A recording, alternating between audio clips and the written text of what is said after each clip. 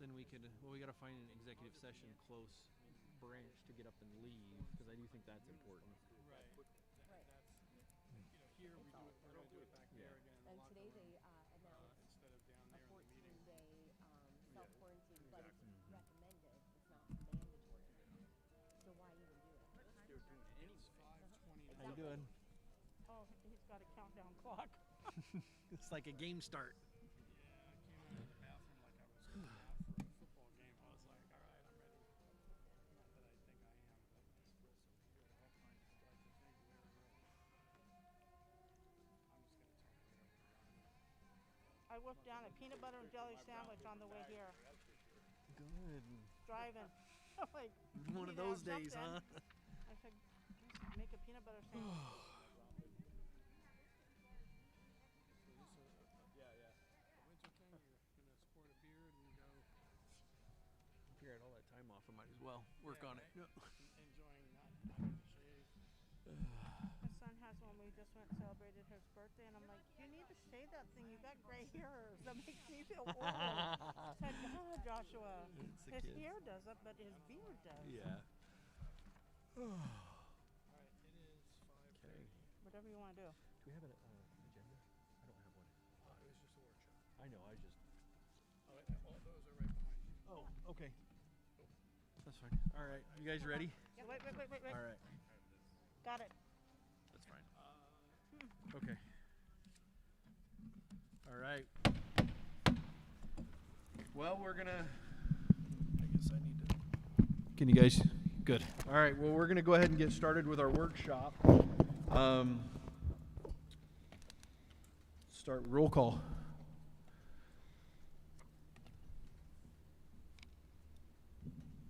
Cardone here. Fearing here. Okay, and I am here. That leaves Lori not present yet. Hopefully she'll make it later. Okay, now we'll turn the time over to Mr. Flora. We're going to have a workshop on finance till 6:30. Okay, thank you, Dr. Burgess. At this point, I'm actually going to turn it over to our business manager. This is a finance meeting to discuss some of the intricacies of reconciliation for the year ending. And Excuse me, Todd, it's hard for me to hear you. I can't really understand what you're saying. Do you want to come down here? I can just use that Or even, even to this chair? I can just turn it over just a little closer. Thank you, Ethan. I'm going to just turn it over to Ronnie so that she can go over the intricate details of the fiscal concerns we're looking to discuss. Can you hear me okay? No. No.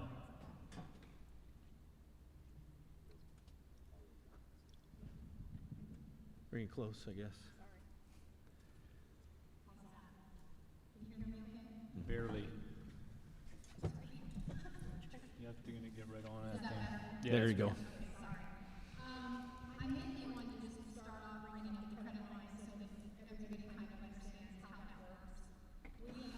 Every year, we are in the credit line this time of year. We're always waiting for property tax, grant monies, etc. On the document I gave you with the bullet points, those are some of the key items that have caused us to be further in this year than normal. September 27th of last year, we were in for 1.3 million. This year, as of today, when I talked to the county to see where we're at, we're 1.367. So we're about 41,000 more this year than we were last year. Let's assume. And I hate to leave COVID on things, but that's a huge problem. We lost just in our food service revenue approximately 65,000. We lost 10,000 in our daycare revenue. Now again, these are just basing the prior year, averages. So theoretically, we could be in better shape than we are right now had that not happened. I mean, I'm not trying to use that as a cop-out, but it's caused a problem with our revenue. What do you think that was all from? I'm sorry. What do you think that was from? Which The whole thing. Well, all these are a combination. You'll see, we had a budgeted expense for rent that we hadn't figured, that was 25,000. We had reduction in state aid because of of our same year funding. We lost 188,000. Can you explain that a little more? Our funding is based on our 100th day, our student count. And when we're preparing a budget, we're doing it obviously the year prior. We used to always be funded from the prior year's 100th day, and the state changed it to same year funding. So when we're creating a budget, we're literally guessing or estimating, and we were lower on we're on a decline with our enrollment.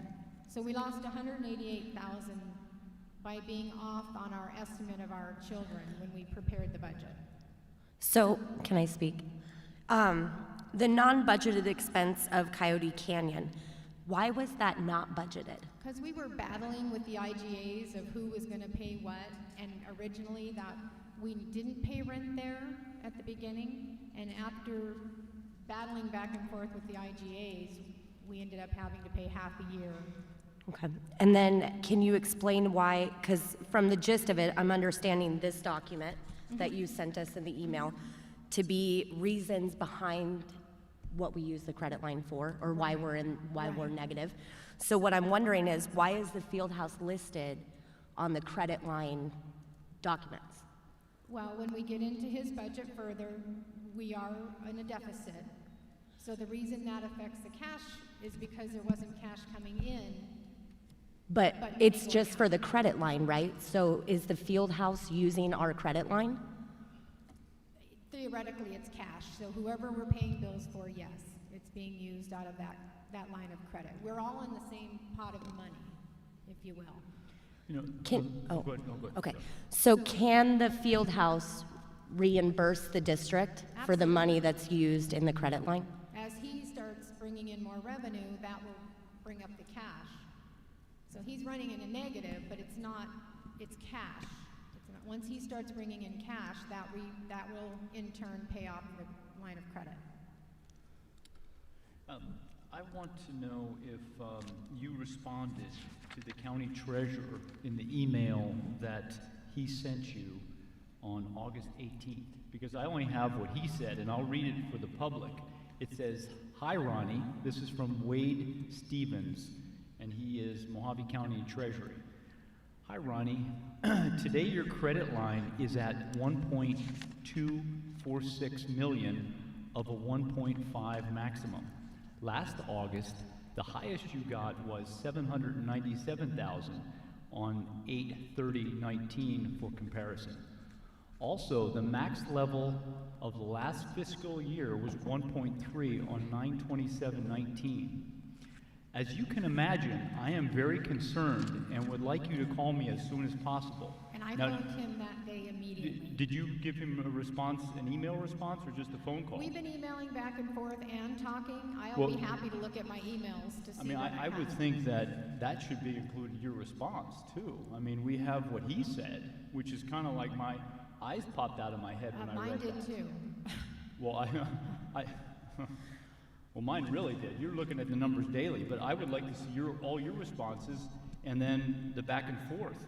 And I'd like to see if this other person, Luke Moorman, I'm not sure how you say his last name, but who is that gentleman? He's another man at the county. I'm not sure his exact position, but him and Wade copy each other quite often on emails. But And Luke is what another. what was the gist of what they said to you once you were going back and forth? They asked me partly of why we're higher this year than we were, and obviously COVID was an answer. Well, but but you say COVID. All the districts had a COVID issue. That's not particular just to our district, to Crush and no one else. No, If that were the case, then this Wade would be emailing everybody in the country about this. Dr. Cardone, I think what she's getting at is that's what this paper's for. Well, I know, and this paper too. I mean, this is like, I wish that people could see this paper. It's kind of, it has nothing. It has a little ticker taped to the bottom of this thing where somebody But just I have added all it the up. backup behind it. I mean, That's this is from that tape. But you have to have these things. You have to be dated. There's no date on this. What's your question? I guess I'm They are on confused. the actual documents. Well, my There's question dates is, that back all up. we have is this one email from this gentleman at the county. We don't have any responses, and I want to see. Well, that's why we're here.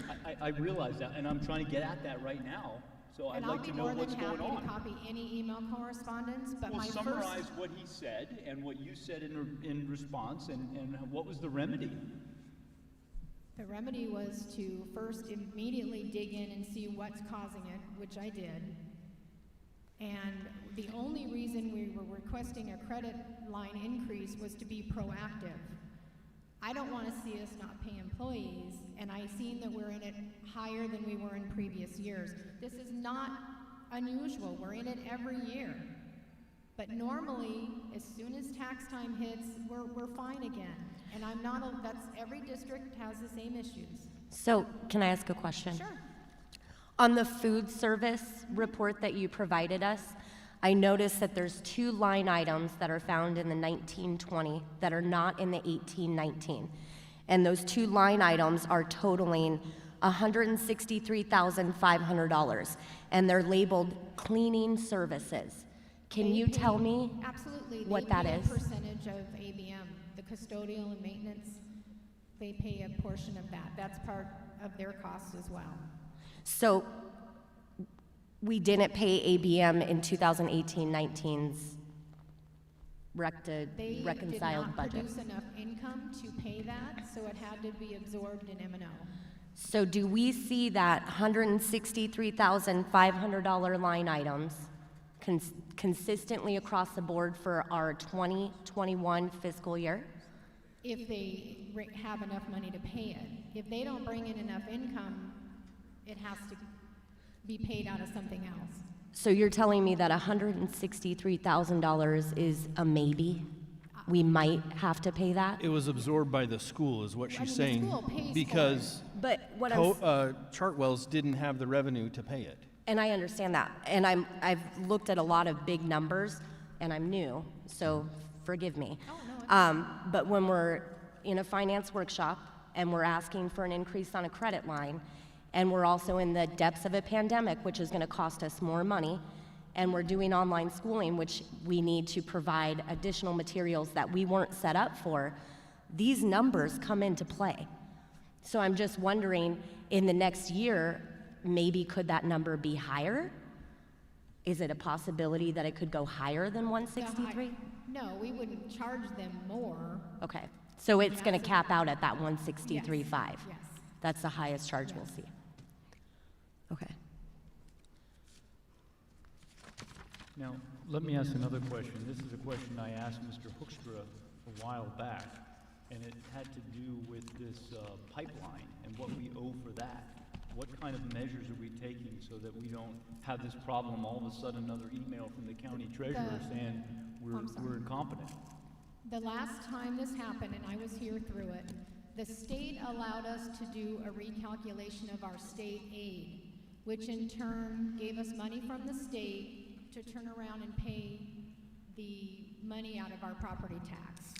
It covered all but about $12,000 that we did have to absorb. Unfortunately, it's not me collecting the taxes, so I can't know when this is going to happen, who's going to contest their property tax.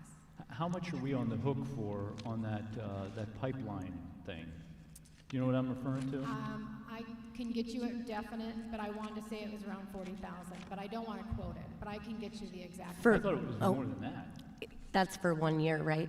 Yeah, Yeah, so if you take that 40,000 and then every year after, I think it's right around close to 250,000. but there'd have to be something with the state, the way it worked before. They can't just come take money that And we I don't have. think that this is important to emphasize in a workshop, is that these are big numbers, and so it's important to be proactive in trying to find ways to be able to cover these costs down the road so that it doesn't affect our overall mission, which is to be able to provide for the students, the schools, the teachers, because we're paying so much overhead. Absolutely. I think what we need to keep in mind too is, where does that come from?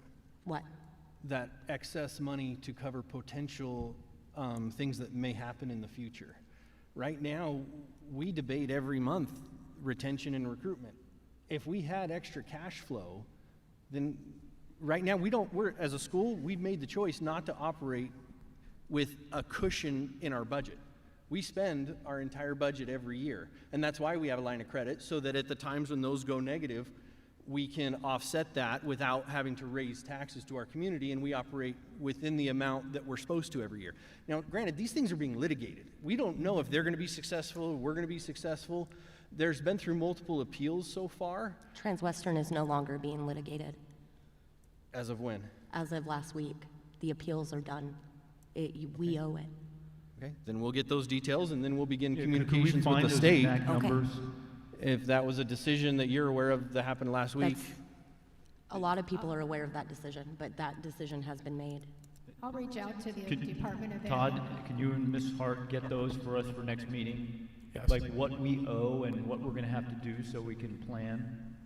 Yes. I did a county workshop last week, and they're supposed to bring back more information. I honestly, I'm staying on top and listening to everything about it, believe me. So that's the decision we as a board have made, not to create rainy day funds within our district. We have a problem from the state down of withholding property taxes and funding the schools often when they see fit rather than when that money's due. Right. And so that's a choice we've made, and we can choose differently. If we choose to operate without a line of credit to cover those expenses due to delayed taxes coming in, it's not that we're operating outside of our budget, with the exception of Coyote Canyon, it looks like. I believe, and you guys can correct me if I'm wrong, we are operating within our anticipated budget, but these are delays in payments from the state and the county, if Well- I'm understanding it correctly. If you look at, I've pulled the line of credit, and if you look back to 2015, we've paid a total of $19,383.67 in interest alone. Over 5 years? 6 years. But Yeah. I'm saying to you, if there's not a way to go through our budgeting process and see where we're putting money and where it can be better allocated, you say, yeah, like it's no big deal. No, I'm saying we've done it on purpose. I look at $20,000 and think, well, what could that have gone for The other than alternative- interest that went for nothing? So- So at least see my point. Let me just jump in. That's less than $3,200 on an over $12 million budget for liquidity. And that line of credit, it's much like you would use your credit card. You use it when you're short on cash, and then when you get the cash, you pay the balance off. And there is some interest, of course, accrued or Right. developed as a result.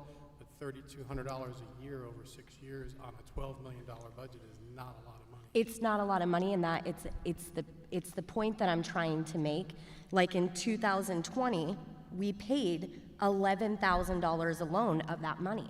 And that's because we were hit with something that was unforeseen, right? So all I'm saying is, can we not look at the budget and say, and again, I'm new, but can we not look at it and say there's ways to offset using our line of credit? I understand that once a budget is passed, it is normal for a school during the summer months to use their line of credit until the tax collections come in. I'm aware of that. However, from what I've seen, that's not what we're doing. We're taking and we're paying back, we're taking, we're paying back, and so it's not normal. So again, I'm just saying if there's ways to look at other things so that we're not using that line of credit and frees up some money, maybe that could help us as a district. Just through research. Districts normally will use their line of credit through the summer months to offset after the budget has been passed. I mean, we're very up and down with that line of credit. So much so that somebody emailed Ronnie and said, "You've been flagged." Well, because we were getting close to reaching that max. Understand? But again, that's a choice we've made as a district in the past. And if we want to make a different choice, that's okay. Let's investigate the options and see whether or not it's wise to keep on this same course or make a different choice. That's just, all I'm saying is this wasn't on accident. These are things that we've built into our budget to cover cash shortfalls. And with a COVID year particularly, that's going to be higher. And to have it be higher in a COVID year is not an unreasonable expectation. Okay, one of the things we can do is we can lower our estimate for ADM. I think that would be a smarter thing to do. The reality, though, is if we budget on a lower ADM, we're going to have to make some expense cuts. Absolutely.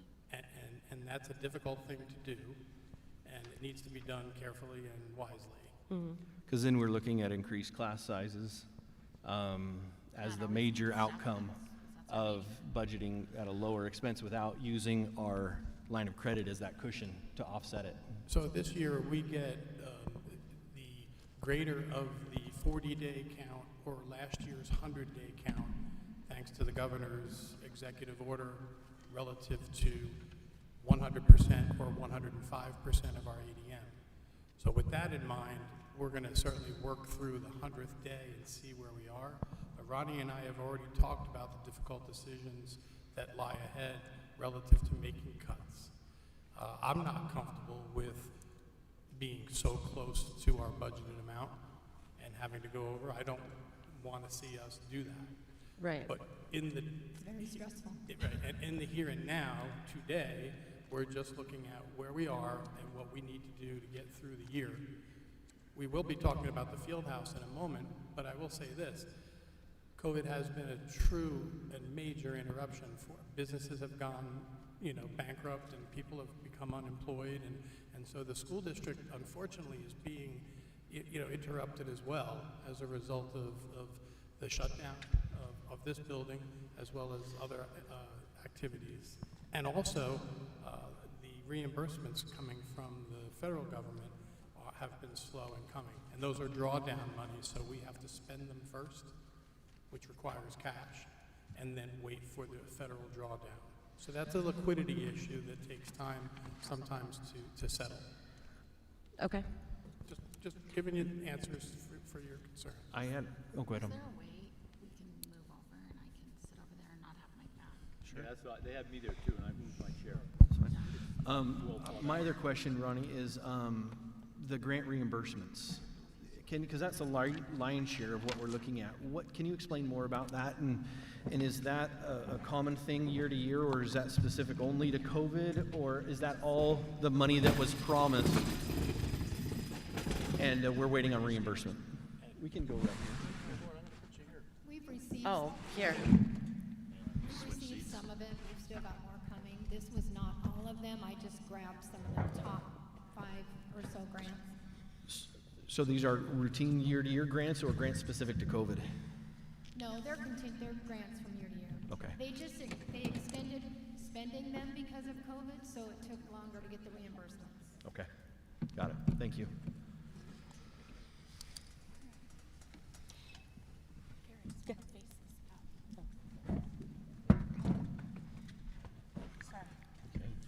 Did you guys have more questions before Ed gets further into the field house numbers? Are there certain things on here, like these Apple Education iPads and other items that I saw in here that will qualify for the CARES Act?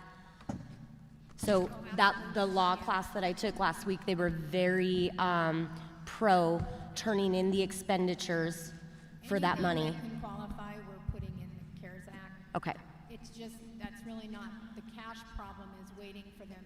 We have to buy it and then get reimbursed. So we're spending a lot of money for the CARES Act stuff that the cash will be coming in. It's just paying now, and that's what's causing some of the cash flow problems. okay.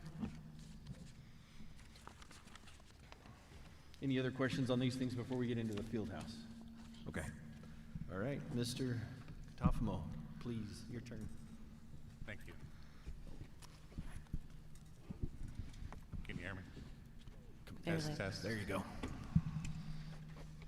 So last month, we reported that the field house was in a positive 31,000 and some change, and it was brought to my attention that those numbers were in fact incorrect. The bottom line, and I get into specifics, is we're in a deficit right now of 102,000. And was that year to date or is that monthly? That was year to date, Last fiscal year. 19, 20. All said and done, for the year was 102 in the minus. And again, we don't want to blame everything on COVID, but I did have about 132,000 in revenue that would have came in, and we'd still be having this conversation, but we'd be having a conversation at least still in the black. After I received a report from Ronnie, we went back through, her and I went back through the numbers, and I don't know if everyone has the July report.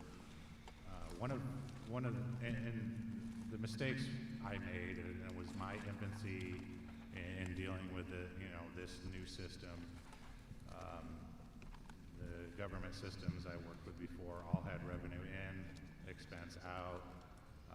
Obviously, we have a great list of expensed items, and it's very detailed. If you look up at the very top, the revenue side isn't. I have two revenue things to work from.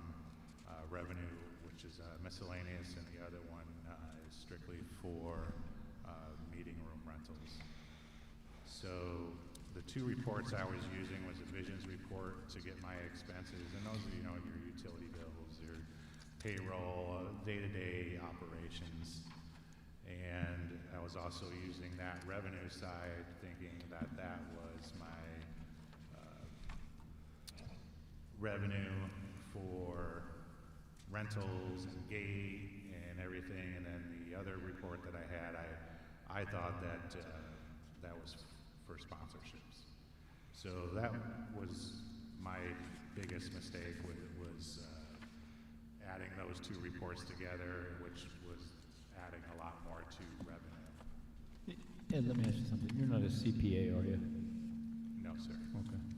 Does Ronnie give you much oversight in filling out these balance sheets? I do now. Wouldn't you think that would have been a good idea heretofore, before this even happened? He's the general manager. He's not a CPA. We have somebody hired to be looking over this stuff. This is a new venture. It's multi-million dollars, and where were you? Sounds like you were absent. No, I really wasn't. Well, you should be in collaboration with him every day, I would think, or at least at the end of the month. Mr. Cardone, let her answer after you ask a question, please. I should, yes, absolutely be on top of it more. But, and I know I'm not trying to give excuses, Dr. Cardone. Well, that's what they are. Dr. Cardone, please let her respond. Oh, Carrie, come on. Dr. Cardone, you don't realize when I was hired here, I was hired for 2 high schools. Then I ended up getting merged and helping take care of Bullhead Elementary. Then they outsourced food service, and I'm now the food service director that takes care of all the administrative. I didn't want to go into all this because again, Listen, I don't want to hear a sob story. This is a Dr. multi-million-dollar Cardone, business. If we Dr. ran a house Cardone. like this, you'd go bankrupt. Please, you ask a question, wait for a response. that I have a lot on my plate and I do the best I can, and I've worked really hard. I've been here 10 years. It's not because I've been a flake or dishonest. I left once and they called me to come back. I just want you to kind of understand.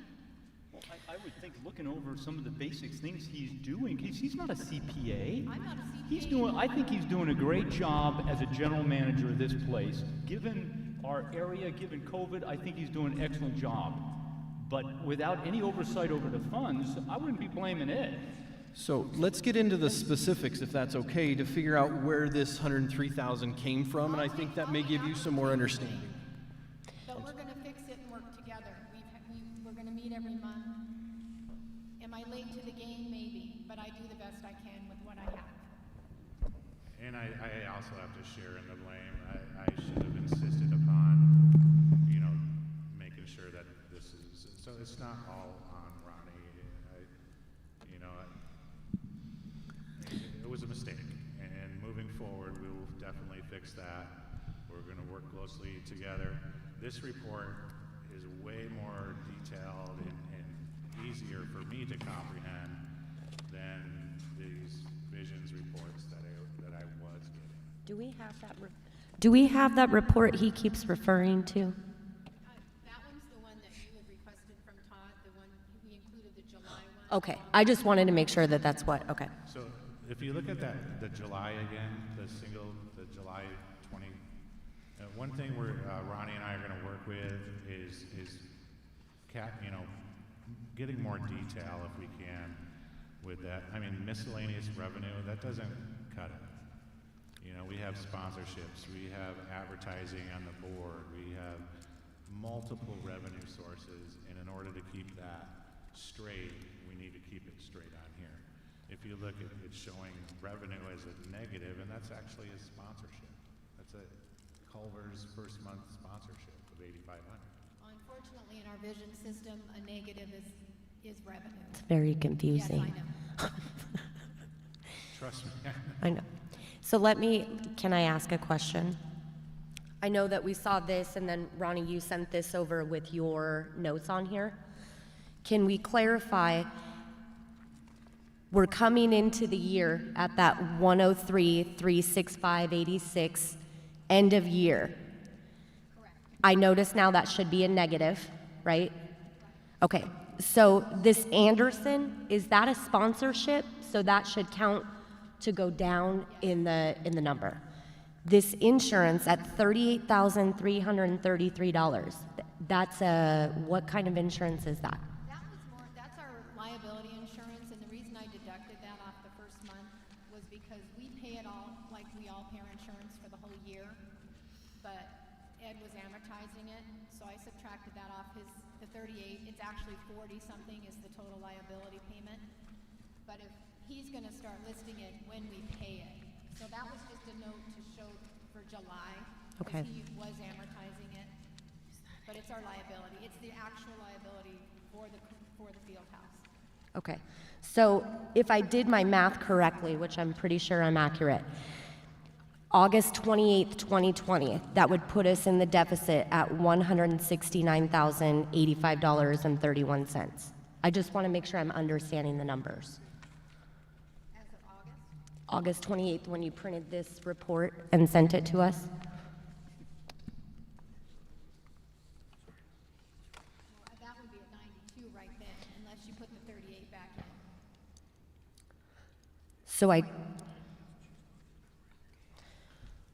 But using that 89,866 after your expenditure and your revenue, right? I don't understand your question. Do you have the piece of paper that I'm referring Yeah. to? It's right on there. I know, my point is the insurance is a yearly fee, so we're paying that up front for the whole year, so we're not gonna have that expense month to month. And I completely understand that, but, What's your question then? well, my question is, in the June report, it was listed right here that I printed, $3,595 for July, and then nothing. So I'm trying to wrap my head around what that insurance is and why it's written by Ronnie and not in the I think expenditures. that was one of the errors Ed was talking about. Right, We amortized it once, but didn't. Didn't, This is on the new July I subtracted that from. Okay. yes, so that was last year's P&Ls you're looking at, and rather than have that fee hit every month that it should have, it only hit the first month. And so at the end of the year, that was a deficit that we weren't taking into account because it was an oversight, that it should have been accumulated. But again, that's going back to, as we hone this, having proper accounting practices. If we're on a cash accounting system, that means when the expenses come in, we pay them. Right. And when the revenue comes in, that's reflected on our P&Ls as well. So it was not proper to amortize out an expense like that when we're on a cash accounting system. So in the future, I think, if I'm understanding this correctly, as we move forward, that expense is hitting when it's paid. So it'll look like we're in the hole in the beginning because we're taking a year expense and paying it up front and then making it up throughout the year as our revenue comes in for those different things that we offer throughout the year. Let me ask you something. Who super sleuthed the error that we found out about? Who figured that out? I did it during my normal reconciliation I do every year. July and August is our encumbrance period, and I start prepping for our annual financial report, and I go fund by fund by fund. Now, do we have an accountant come in every year and Yes, we do our do. books Yep. every year? Every year. That Same comes- accountant? That comes after Ronnie's closing of the year out. Financial report. Yeah, so she closes out the whole year, and that's when these things were discovered. Say, Required oh, by the state to have Ed's numbers didn't match what Ronnie had, so they went back and said, okay, where's this coming from? They dissected it, found what was happening, in preparation for her closing the year out so that the auditors can come in and then check her work, correct? Now, let me ask you a question. When, the last auditor that came in to do the audit on us for several reasons, when are we going to be able to make that public? So the public can hear about that. It is public. I thought it was. It's public now. It's public? Yeah. Yeah, when the auditors finish their audit. No. There was an audit that was done relative to an executive session we had. Oh, the special audit. Exactly. I'm not talking about just the general audit. I'm talking about the one that the people want to hear about. They don't want to hear about this other stuff. When is that going to be public? Let me check with the attorney and I'll let you know. Yeah. Okay. Can I ask you a question, Ed? So your June 8th report did not include this variance section that was given to us for this meeting. Correct. This variance report, I'm noticing, drastically affects your numbers, and especially that one line item of the revenue share, which I'm guessing through conversation, that's when somebody rents the facility and then they get part of what we brought in, right? Correct. Okay. So I'm noticing that the June and this report differ drastically because we didn't include this variance section. Correct. Is that, who created this spreadsheet? This final that you gave us for this meeting, who created? This is mine. That one's yours, but who created the one we just got this meeting? With the variances. Well, because the reason that I ask Ronnie is and I both worked on this. it's very confusing to understand this report. I tried to get a hold of you to ask you, but you were tied up. So when you go down to the total P&L variance line item, you've changed from a negative to reflect a non-bold. Is that normal practice, just so that I'm aware for future? To reflect a what? So in the P&L totals at the top, you've got negative and positive numbers. It's pretty basic. But then you get down to the total P&L variance, and that line item with the totals, it's no longer showing a positive or a negative. Your positives are reflected by a bold number, just slightly. Your negatives are reflected by a regular number. It's very misleading. So when somebody reads this report, it could be misunderstood very easily, as it was with me, who's a... I think we agreed going forward, he's gonna give you the ones straight. I know, but from the I vision I think what I'm asking is because this is such a big deal, I just want to know why we came up with this formula to transfer from that negative to a bold and unbold. Yeah, Did you we have see to this? make it this easier to understand. It's all so confusing. And It's that's- very, That's my formatting. Okay. The bold for the total lines. yeah. That's just something that I've always done. And I put the numbers in red to signify the negative. But I understand what you're saying. It comes up negative or it's in parentheses. Yeah, And it I was doesn't look just the showing- same as your P&L. Correct. So you want it more clearly, do more clearly so it's easier to interpret. Absolutely. Okay. And then the electric on June, can you tell me that 14,416.29, why that's showing up in June? And then in June's electric expenses, it's showing up as 4,337, but that's the only line item that has an electric bill in there on your variance report.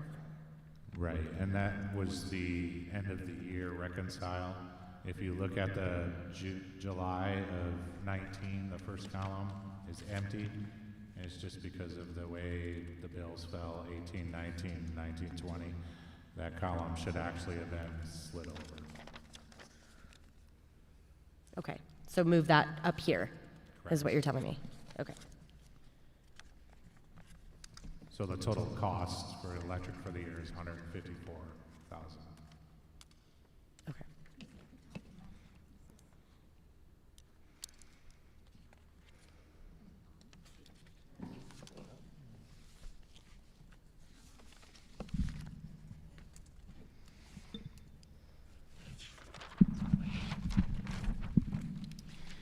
I'm most interested in what your plan is to make up this deficit.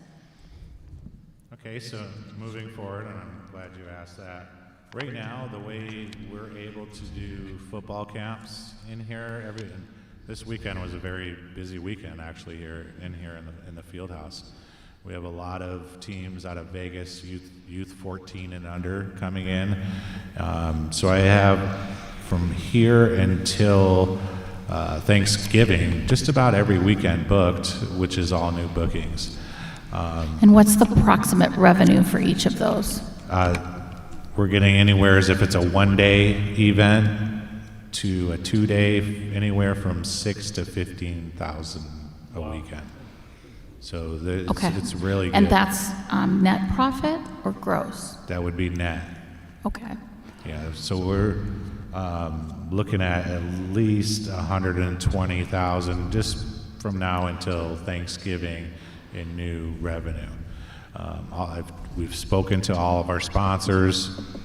They've all said that they're coming back. They're waiting. We've been giving them the 6-month, 7-month grace period as this thing starts to wind down. We want our sponsors to be happy and come back, so we don't want to have them charge them during a time when it's empty, obviously. So Right. So you're having a recommitment from sponsors? yeah, we've spoken with Dot. We've spoken with all of our large sponsors. Anderson, they're all on board. Great. So it doesn't look like this is going to affect our normal sponsorship. Okay. So could you also- monthly give us the running finances so that we can see this? Because, I was actually surprised that we ended in the black with COVID, and so I'm happy that you're going to be working together to make sure that we have the accurate accounting, and glad that it's been brought to our attention, and that we won't, we'll be doing this cash basis accounting, so it will be accurate. But I want to see the plan in action to get us back into the black and into the positive, because, we can't use school district funds to run the field house. Absolutely. That's always been the, And we were on a great roll. we were on a here. great We run, were- and yes. then So I just want to see that continues, and so I'm happy to hear that you're booked It's actually with all those, and this you first should group. be able to make that money up in just that season, so that would be good.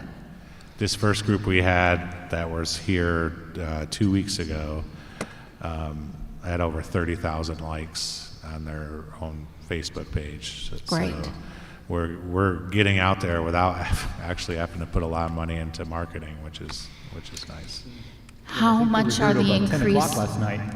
How, Sorry, Dr. Curto? No, I just mentioned they were here till about 10 o'clock last night, I think. I was Yes. surprised. Excellent. and how much are the increased costs with the way you're having to clean for COVID? It's actually including one more custodial person in my bid out to these folks, but the chemical is actually pretty cheap. It's only costs like Okay.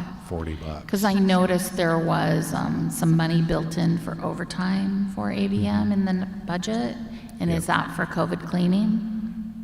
Some of it is that. Some of the other part-time is having other staff help To turn the to facility around turn the quickly? facility around. I mean, Okay. we had, a couple thousand people at various times throughout the day here, and this place is pretty clean. You wouldn't even know an event happened if you didn't see, the truck out front. Okay. So we have a great team down here, working real hard. ABM is doing a great job keeping the facility sparkling. And then the overtime, or not the overtime, but the part-time staff is future growth. My staff can't sustain working 100 hours a week. We've got to have a little bit of help. Sure. My other question was, do we have a food service plan? Being a, past food service director in school districts, there's some huge money to be made in Yes. that. So I'm wanting to know what our plan is to have our own food service division. There's a large ability to make quite a bit of money in that. It is, absolutely. And I actually had a great meeting this morning with a potential person looking to do food service.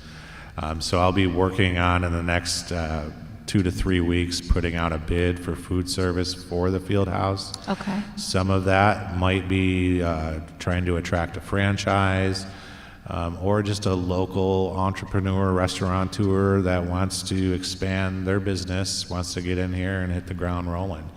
I think we have a lot of local talent. This is a local building. I'd love to see that too. My idea with getting a franchise in here obviously could possibly help draw some of the traffic off of Highway 95.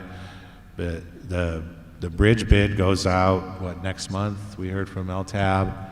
So in the next year to 2 years, there's going to be, 3 million people a year that go to Laughlin crossing that bridge. I don't see why they would come from Southern California and drive all the way down to the Laughlin Bridge when this is here. So food service is going to be a big revenue source for us. Okay, thank you. Thank you. Ed, did you have a goal for this fiscal year where we wanted to end? I'm assuming, of course, making up the shortfall, and then where we want to be at the end of the year, after having made that up. Yeah, my first year goal was to make enough to at least get the RO system. I desperately want to get that. But I think next year, with the way we're going and now things are loosening up, we can get back to business. We're only running 16% occupancy at a time because we can easily put 50 people socially distanced in the stands. ABM comes in, sanitized between games or events, does a great job. But I would like to see this year of having over 100,000 so we can do some of those things, do the RO system, and then possibly add another sponsorship type person when we're busy trying to operate this beautiful facility. I need somebody out pounding the pavement and working on advertising dollars and that type of stuff, and just expanding sustainably. Awesome. Good. Thank you. Thank you. Okay. So his proposed budget was approved in August. At that time, we thought we were in the black. So is that the budget that we accept, or should we at least consider that we didn't end where we thought we did, and maybe we overshot that a little bit moving into the next year? What are you suggesting? Well, it's not a suggestion so much as a question, if that's even a possibility, because it was approved in August, but it was approved under the assumption that it ended in the black. So there are some expenditures on that proposed budget that I think we could do without for 1 year while we make sure that we can, in fact, end this coming year in the black. What did you have in mind? Maybe revisiting his budget, his proposed budget for the 2021. Oh, I thought you had specific ones in mind. Well, the vehicle, that was a $16,500 charge right off the top of my head that I can think of. I think, Yeah, that was just so you know, that was in last year's as well. yeah, you just didn't get it. No, we just didn't pull forward on it because we're being very conservative with our dollars. We're not running the field house like we have to spend the budget. Right. If I don't feel comfortable, or Ronnie or Todd don't feel comfortable with that type of marketing piece, the truck as you're speaking, then we're not going to do it. We wouldn't do it.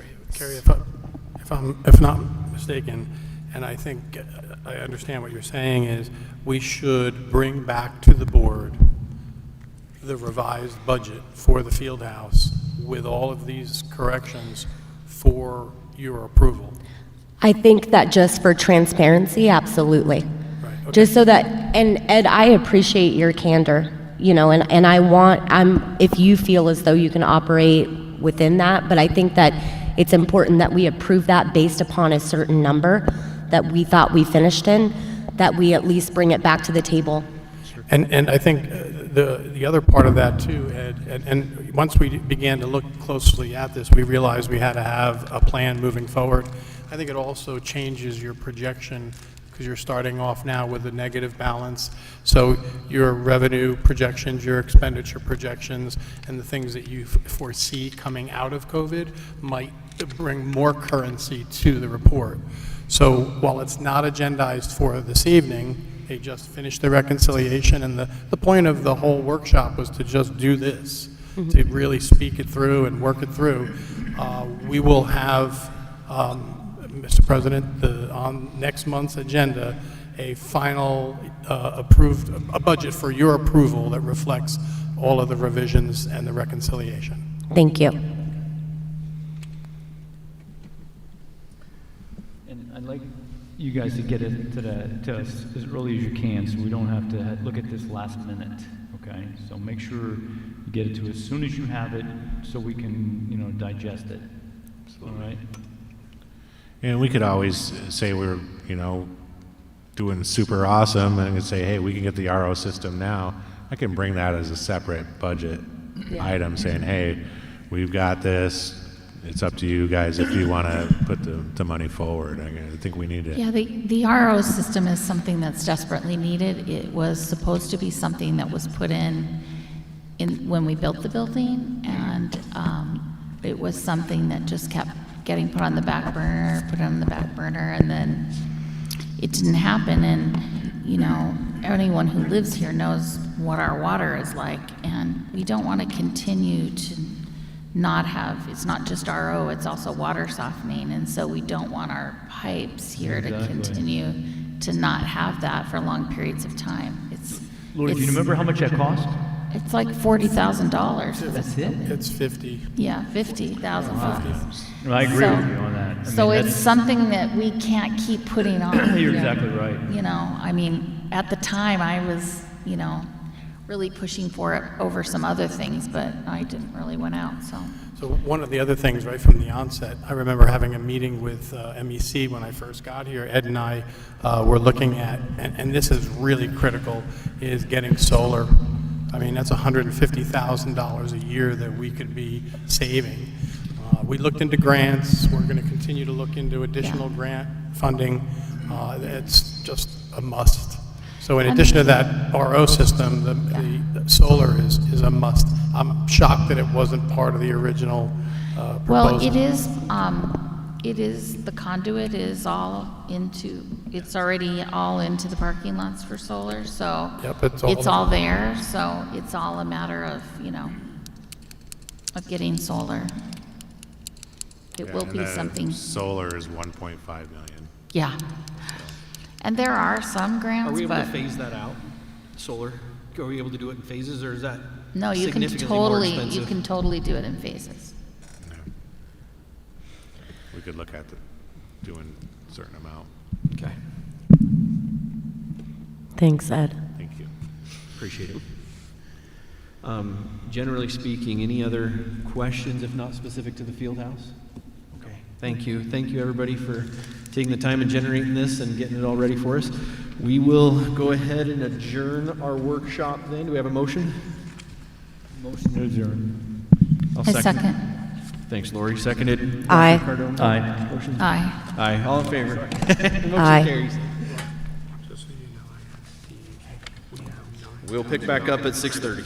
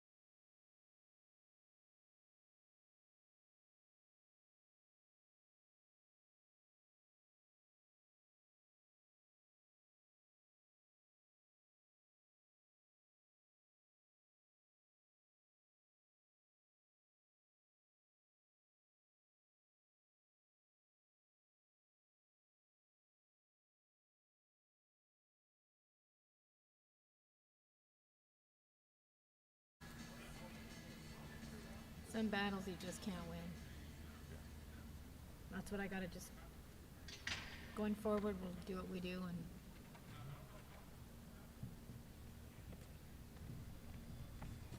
take my beatings. I feel like I did. I almost cried. I got that close.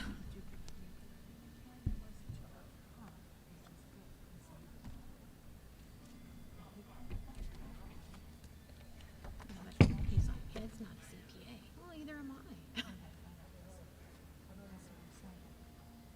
Did you see a red binder clip? It was mine, but I think I left it on the table. It don't matter. Well, I didn't grab one. Yeah, I don't know. Oh, it's right here, by your water. Oh, geez, right.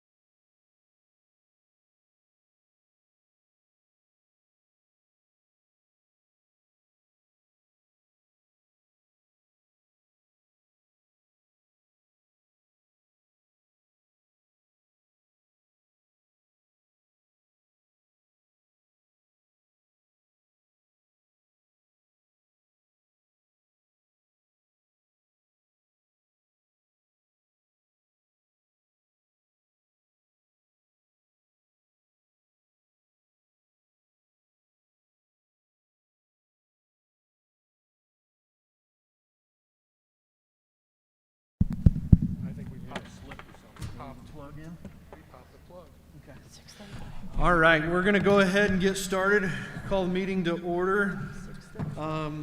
Roll call.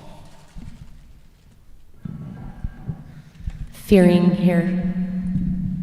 Cardone here. Crampton. Here. And Burgess here. So all present. Will we please rise for the Pledge of Allegiance?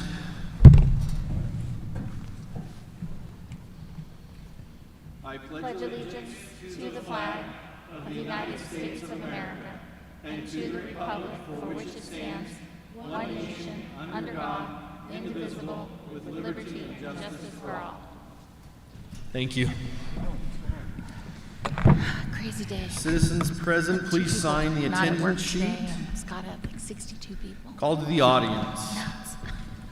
I've got two. Mr. Kevin Green. It was a bad day.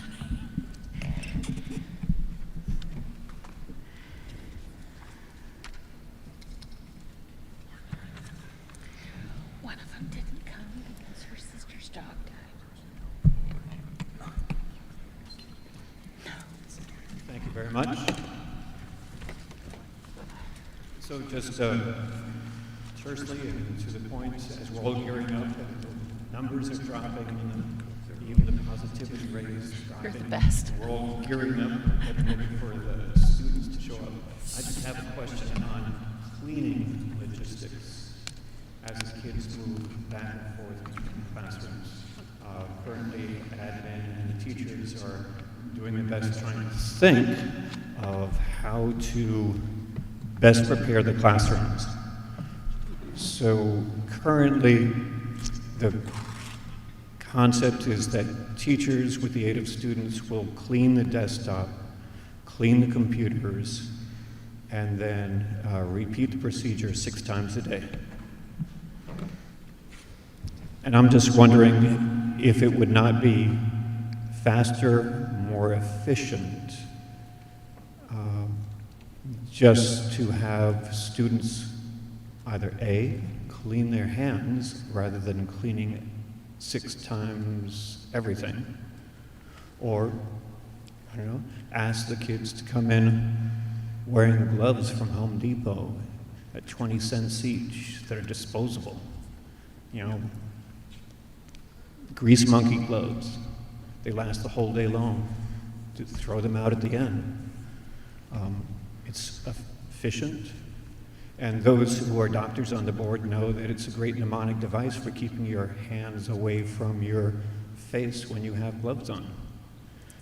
It's an option. We can require kids to wear colored jerseys and school uniforms, but something that would help their health and the health of those around them, like masks and gloves, it just seems to me to be somewhat inefficient, and heaven help the teacher that actually wants to use a textbook, because I still do not know how to clean a textbook.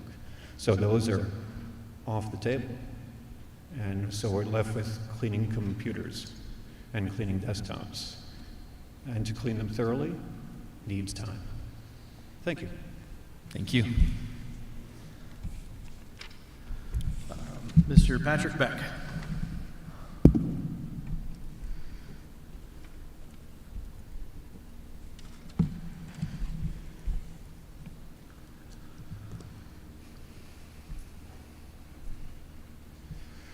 Ladies and gentlemen of the board, sorry for my appearance. I just came from football practice. I help coach over at the high school.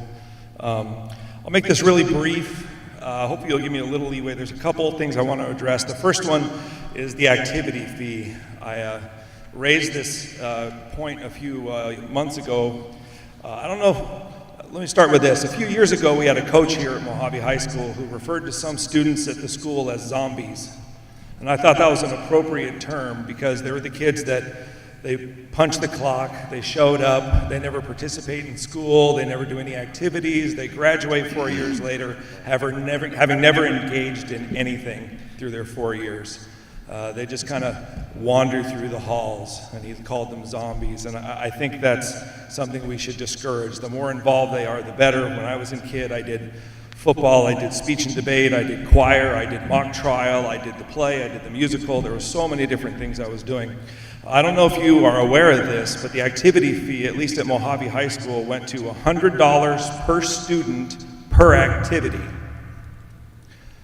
So I'll tell you, I didn't grow up wealthy, and if I had to go to school at this time, I would not have been able to do those activities because my parents wouldn't have been able to afford the $600 that it would cost me to engage in activities that I wanted to. Now, I know there's the tax credit out there, which is nice. It's $400, and I can pay that, but there's a lot of people who can't. And if you've got a child that wants to do 3 different activities, that's $300 throughout the school year that they're required to pay. I think that's egregious, number one. And you also realize that that activity is actually costing you money. That $100 fee, let's assume we have a basketball player, for instance, who wants to play. There's going to be 13 home games throughout the season. Mom and dad come and buy a ticket for $5 a piece. If that kid can't play, you've lost money. You realize that? You're cutting off yourself on that. So I want to know why the increase, who sets the fee, and where does that money go? I'd really like to know that. Hopefully you can address it. I know it may not be on the agenda. The next one here is another interesting thing. A few months ago, obviously, you guys decided to postpone in-person school. I was not privy to your internal conversations. I wasn't privy to all the information you used to make that decision. To each their own as far as that goes. But what that's resulted in, as I mentioned, I'm a coach, and I have access to, because of that, I have access to the grades of all the students, at least at Mojave High School. And from what I saw, anyway, from that grade sheet, over half the student body is failing at least one class. Half the student body. I think I made most of the board aware of that. I talked with you privately about that. I can talk to the board 2 weeks ago about that subject, hoping that, well, be honest, we have an academic pandemic. I'm going to say that again. We have an academic pandemic going on in this community. And if we don't do something to flatten the curve, then we're going to be in real big trouble. We're going to have over 1,000 students that have to repeat the grades, and so I'd like to know, for better or worse, you broke it. Now I want to hear the plan to fix it. The last thing I'll say is this. I think the online school experiment has failed. It's not an indictment of the education system. It's actually a ringing endorsement for it. When you think about it, teachers, for the first time, I think, are no longer considered information dispensers. If all they were doing was information dispensement, then we'd be fine and this online experiment would work. But unfortunately, that's not what teachers are. They're managers, they're supervisors, they're motivators, they're influencers, they're father and mother figures, they're role models. If there was ever evidence in the history of mankind of the importance of teachers, it's now. Education cannot be done through a screen. And I guess it is what it is for this moment, but hopefully we learned our lesson and never go back to this ever again, because the cost is too high. That's all. Thank you. Thank you.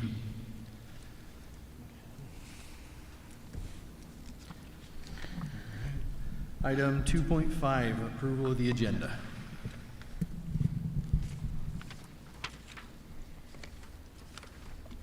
Motion to approve the agenda. I second. All in favor? Aye. Aye. Motion carries. Item 2.6, superintendent's report. Thank you, Mr. President. Just briefly, I just wanted to give the board an update. We did have a couple of meetings with the staff that went very well, and tomorrow we're going to have a meeting with the administration to finalize needs and expectations for reopening. The staff and the students seem all anxious and ready to get back to business. In addition, the fence at the front of Mojave has been completed, which is wonderful. There were many delays as a result of COVID and the building of the fence, so that's been completed. Signage and other things, PPE, as well as some of the CDC recommendations are already in effect and being put in place. In addition, I'm excited. I know I've been talking about this for the longest time, but I think we are about a week away from having our Suddenlink TV station on Channel 13. We are one piece of equipment away from having that delivered next week. And then, once we do, we'll be live on television. We'll be able to broadcast our meetings, student events, not only athletic, but also news and updates and reporting. Our board meetings will be live on Suddenlink as well as on YouTube, and we're really excited about that. As a result of the workshop, I'm going to just keep this brief and conclude my report. And again, I want to thank the board for their support and help in everything that we've been doing. Thank you. Item 3, donations. I received an authorization to write thank you letters. $500 from GFP Fusion Power LLC to MHS Scholarship Fund for Seniors. Donation from Kelly Tipton Breakfast for MHS Teachers for Professional Development Day on 8/14/20, value of $350. Donation of $500 from Aquatic Pools and Landscape to the MHS Spirit Line. Donation of $500 from Aquatic Construction to MHS Spirit Line. A donation of $125 from Whiteward Properties to MHS Spirit Line. Donation of $125 from Mattressland Furniture to MHS Spirit Line. A donation of $250 from Anslimo Insurance Agency, Inc. to MHS Spirit Line, and a donation of $250 from BLET Local Division 363 to the MHS Swim Program. We greatly appreciate all of community support of our schools, and we thank them for that. Okay. Mr. President? Yes. This is directed to Todd. Do you think we could get your report ahead of time? I asked you that last month. Which report? Well, your superintendent's report. I'm keeping it verbal at this point. I'm not putting anything in writing, just giving you some highlights as an update. Well, I mean, we've always had one ahead of time. I mean, Yeah, it's something you refuse to do, don't want to do, have a problem with doing? I mean, I'd like No. to review it so we know what's going on. It's just easier for me to Well, I'm sure it update is. you. It's easier not to do it, I know. I understand that.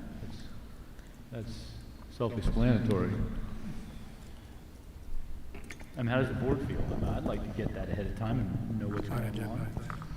We get our weekly reports, so I don't feel like I'm missing a whole lot with what's added at the meeting from the weekend before. But if we need to take action, we can make it a future agenda item if necessary. I would say the PowerPoints are a big one.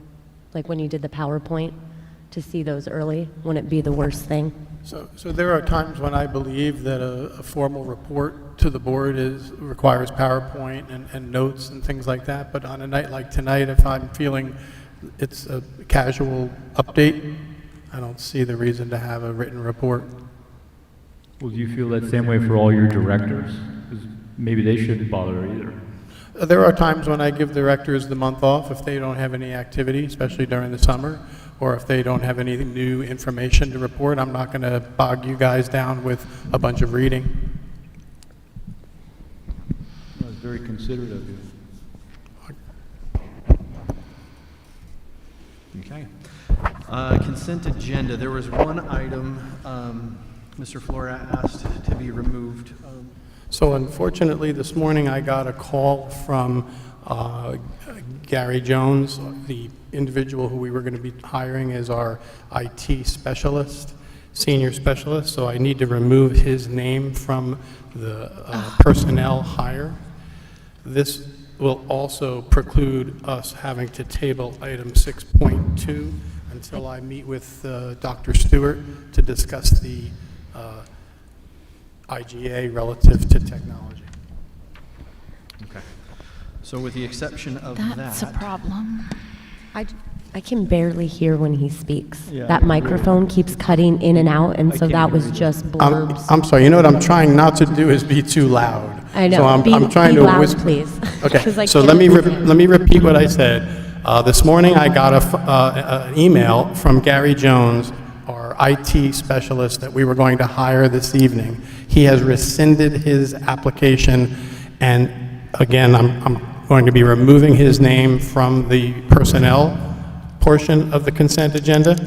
And again, that's going to impact item 6.2, I'm asking to table that IGA discussion so that I can meet with Dr. Stewart to discuss further the plan for our tech needs. Didn't they already approve that IGA? The elementary school did. It was my hope to approve it last month and hire Gary the next day, but things got delayed, and now he's gone. So now I'm going to go out and reach out and see if I can find someone else. But in the meantime, I'm going to meet with Dr. Stewart to discuss the IGA further. So I will motion to approve Mr. the President, consent. I'd like to pull 4.3, Ms. Hart's report. Which one? That, Whose report? Ms. Hart, Ronnie Hart. And I'd like to pull 4.7, as well as 4.3, the ABM report. Other than that, I'll make a motion to approve Hold on the one rest. second, let me write that down, please. 4.3, The ABM report which is there? in the 4.3. Okay. And then I would also like to pull 4.7 for discussion. Which is? The Wells Fargo line of credit, Exhibit A. Okay. All right. Go ahead, Mr. Cardone, if you had a motion. I make a motion that we pull the ones that were stated and pass the rest as stipulated. I second. All in favor? Aye. Aye. Aye. Motion carries. Item 4.3. Now, the reason I wanted this pulled, maybe the public can see this report. I don't think this report is very adequate. This is not the first time that I've asked Ms. Hart to make a more detailed report of this, but it's almost indecipherable. We've got things here listed under other, $500,000, other, $600,000, other, $800,000, other, $773,000. This is inadequate. This is why we have errors. You can't show that. Please show that to the public so they can see what I'm talking about. This is the report. This is the financial report we get. I'll pass it around. You can't even understand what this is about. What's up on the screen? No, it's not. Mr. President, may I say something? Yes. Yes, speak into the That's not the report. Okay. Here's the report. Here's Dr. Ronnie's report. Cardone, I would Ms. be Hart's more- going to address that. Several months ago, when you asked me to redo the report, I immediately changed it, and that next month it was different. Yeah, you just And had I- total in, total Dr. out. Now you, Okay, Dr. Cardone. discussing this. No, is- you're not. You we're asked, discussing stop. You asked a question. Please let her respond. You'll have another opportunity to ask a follow-up. Please don't interrupt. I changed the report. I never heard a word for several months until now. I don't know you're not liking something unless you let me know. I will be happy to indulge and put more on the report. Can you please put it up for the public to see? Then they'll see what I'm talking about. Otherwise, I could pass this out. There's not that many people here. They can all look at it. Ethan, can They can see this report put together. Ethan, can you click Which part on? of the agenda is that? So you're going to go into under Ms. Hart's Director's report. report, right here, 4.3, 4.3. Click on the little icon next to it. Did you have a follow-up question, Dr. Cardone, in addition to more and then detail? Click on Ronnie There's no Hart. real question here. It's just, I think it has to be a more dignified report instead of this, you can't even decipher increases, decreases, increases 1.1, decreases 2.0, parenthetically cash balance 1.3. What does all this mean? Other, 500, 600, 800, 700,000. It's all just The it's other is gobbledygook. the other is all the other funds with exception of M&O and capital and the bond. I list those out separately. The others are all the other funds, the grants. Now, I'd like the public to see that. That's all we get. That's it. Dr. Cardone, to suggest that you are refused additional information is not accurate. If you had requested additional information, that would have been provided to you, but you didn't until now. I think she should come up with a better report because we didn't. Last month they told us that the field house was in the black. Now we're finding out it's in the red. I think we need more information. Then were that's taking on good faith. Now we're finding good faith didn't get us far. Then that's a valid question. That's what I'm saying. And then you've made your request to ask for a more detailed piece of information. But I think it's inaccurate to imply that the board is refused additional information because that's just I not didn't true. say they refused. Who said that? I didn't You say said that. this is all we have. This is all we get. This is all we get every And month. if you had asked for other information, that would have been made available to you. well, maybe this is why we're having the problems when we thought it was in the black and we found out it's in the red because of this limited data we get. And you are welcome to that additional information if you simply request it. And I appreciate you requesting Well, that today. I wouldn't know by clairvoyance that there was a discrepancy like that because we're taking it on good faith that the people are counting debits and credits appropriately. But that's not happening. Now this is a new development, and I think we need more data for each report every month so we can see what's going on. And if you make that known, I'm sure the district will be glad to Well, that's what I'm provide that. doing. That's simply what I'm doing. Okay, thank you. Next. The ABM report I was going through, and it mentioned River Valley AC units. I had a conversation with Flora. I'm just wondering if we can discuss SFB grants and maybe the ability to streamline that process a little more, or at least get with the director of maintenance to find out if our logs maybe are not going back far enough. Through the research I found, the more information we have to provide SFB, the quicker they get approved. So I'm just wondering if we can pay a little bit more attention to what we're bidding out to SFB, because it looked like on that ABM report that there are a lot of things that are waiting on those grants to be fulfilled. And I know through conversations, that's been an ongoing issue.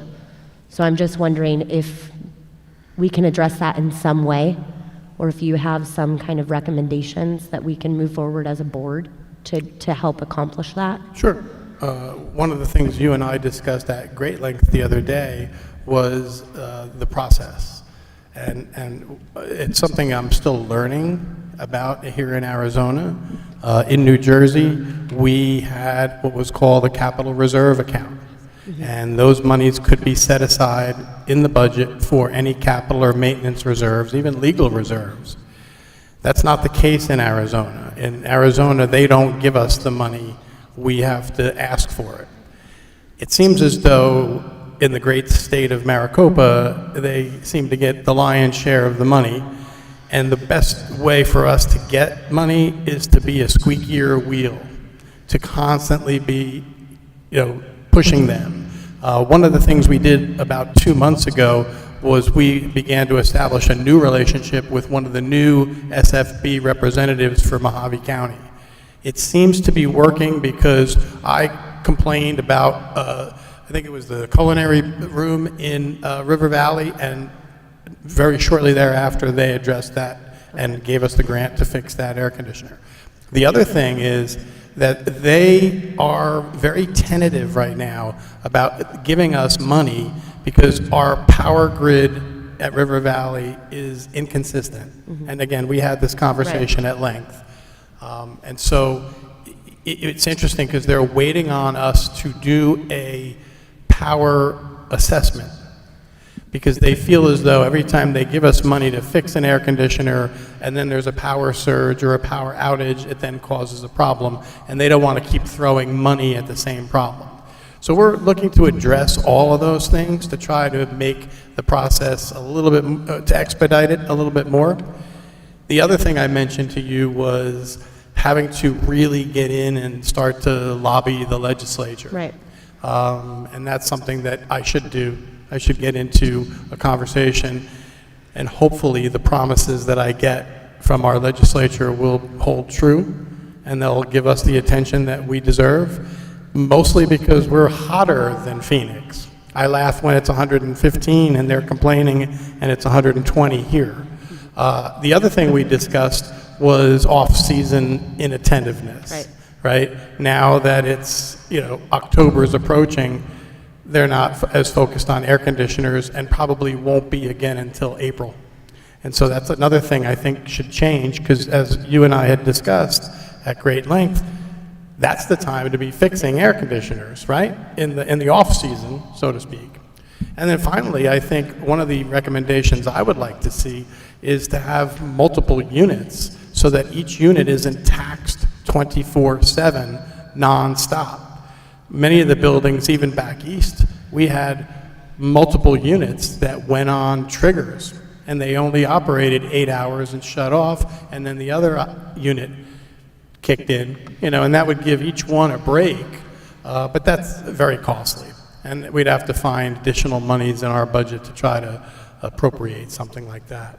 So maybe starting to build that relationship with the legislators isn't a bad idea, to at least see if we can start having them pay more attention to our needs here. I think step one is let's get the assessment done and find out why we're having those types of power interruptions.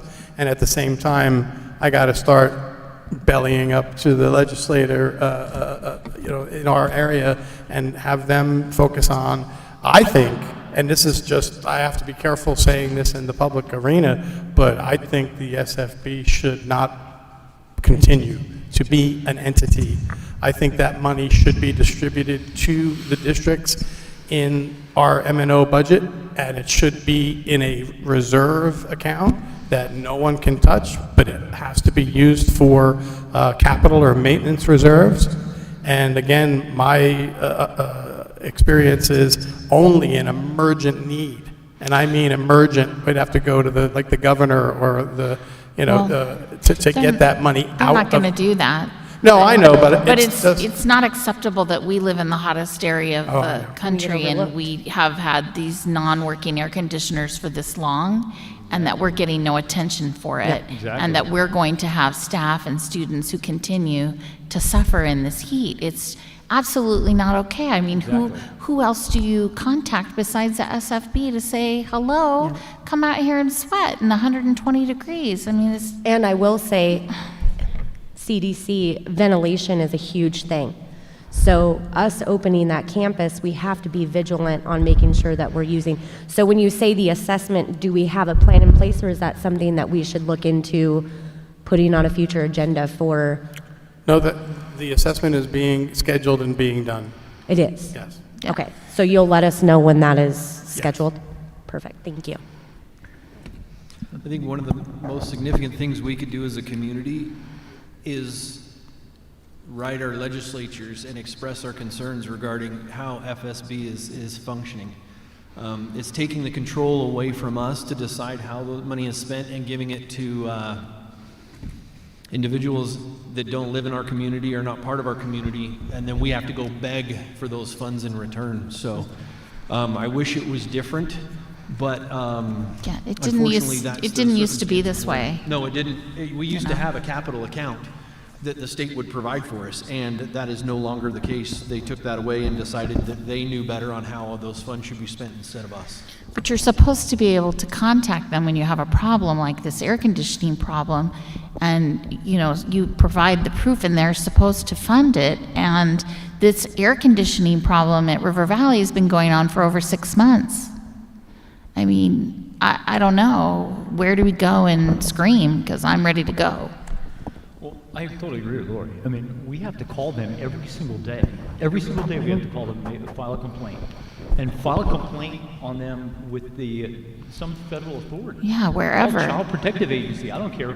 If we just continually be relentless, we'll get this done. Yeah, and give us all the numbers, and we'll call every day too. Me I'll too. get everyone in my office to call every day too. I mean, let's just do something really proactive, because I think if we drive them crazy enough, maybe they will fund us, because this no air conditioning business is just unacceptable, and I'm just over it. I mean, and it's on that. And it's on that principle. we're so frustrated. But can you imagine whoever's like teaching in that room, or whoever has to be in that room? And I know Mr. Wilcox is busy moving people around, so they're not having to be in that room. But now we've got to be doing the cleaning and between all of that, and trying to figure out where we're going to put the people, and it's just not okay. It's so frustrating, because I guarantee you that in the metropolitan cities, they're getting funded. Yeah, exactly. Well, even districts around us have a better chance, or they're doing better at getting those than we are. We just have to be more proactive, I think. So I'll call a legislator every day. Okay. Anything else on item 4.3? Okay. Item 4.7. Wells Fargo line of credit. So I just have a question, bear with me. Is it is it normal practice to present a credit line increase to a board after it's already been applied for? Or is it more of, we need the extra funds, we're feeling the pinch, maybe I should come to the board and request that we do the application? Because I notice on here, it's dated July 1, 2020, on this paper that you gave us. And the application has already been submitted. So I'm just wondering, are you asking for us to retroact? We didn't put a date, I'm sorry, Tom. Well, there's a date on there. There's a date on the this form. The date refers to the beginning of the fiscal year when we had a 1.5 million line of credit. And it's stating here that the agreement, as stated, is now requested, the borrower is requesting $2 million in that line increase. It is customary for us to inquire with the bank, as they did with us, express our need, and because if they don't approve us, then I have nothing to bring to the board. So I would apply for, be approved, and then bring it to the board for the board's consideration. So the date is just the beginning of the year, July 1st, 2020, running all the way through till June 30th. And then each year we bring to the board this agreement. This is just an increase of $500,000 to raise the credit line to $2 million. So in other words, it wouldn't come to us if we were not granted that line of credit. He's got to go find another opportunity to Well, cover whether that it's shortfall. increased or not, it comes to us every year, the He's right. line And of it's not going to credit. take effect until we pass it as a board. Exactly. Okay. Dr. Cardone? First of all, I don't think this should have been under the consent agenda. This is not such a trivial thing as recognizing donations. So how this got under the consent agenda is not right. That's the first thing. I can answer that. Number one, we talked about it in our workshop before this, and also it's on the consent agenda every year because we have to reapprove this every year. And this is an increase because of COVID, which we discussed in our workshop. Well, yeah, but everybody's got the COVID thing. Anyway, I would feel more comfortable passing this after I got to see the emails between Ms. Hart and the county treasurer. And I'd also like to see a clarification from our attorney clarifying that we can commingle money between the district and the field house now that the field house is in the red. So I think we need some clarification here because I think if we go down this road passing this and just the money is all commingled and we can't figure it out, already, I just have a feeling that maybe there's going to be some, mushroom cloud of explosion later on down the line that I don't want to have my name associated with. I agree. There's a danger in not approving increased line of credit. What danger that is our bills don't get paid. Here's the thing. They did this July 1. Todd could have asked us, told us in the July meeting, or he could have told us in the August meeting. But No.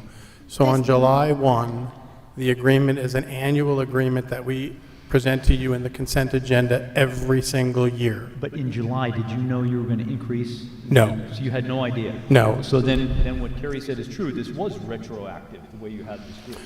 No, they're dating. It's for this fiscal year. I mean, I was just going to say that I do have the emails back and forth with Wade asking me, what are you doing with that? Are you going to request that credit line? Are you going to? And I said, it's on our board for September 14th.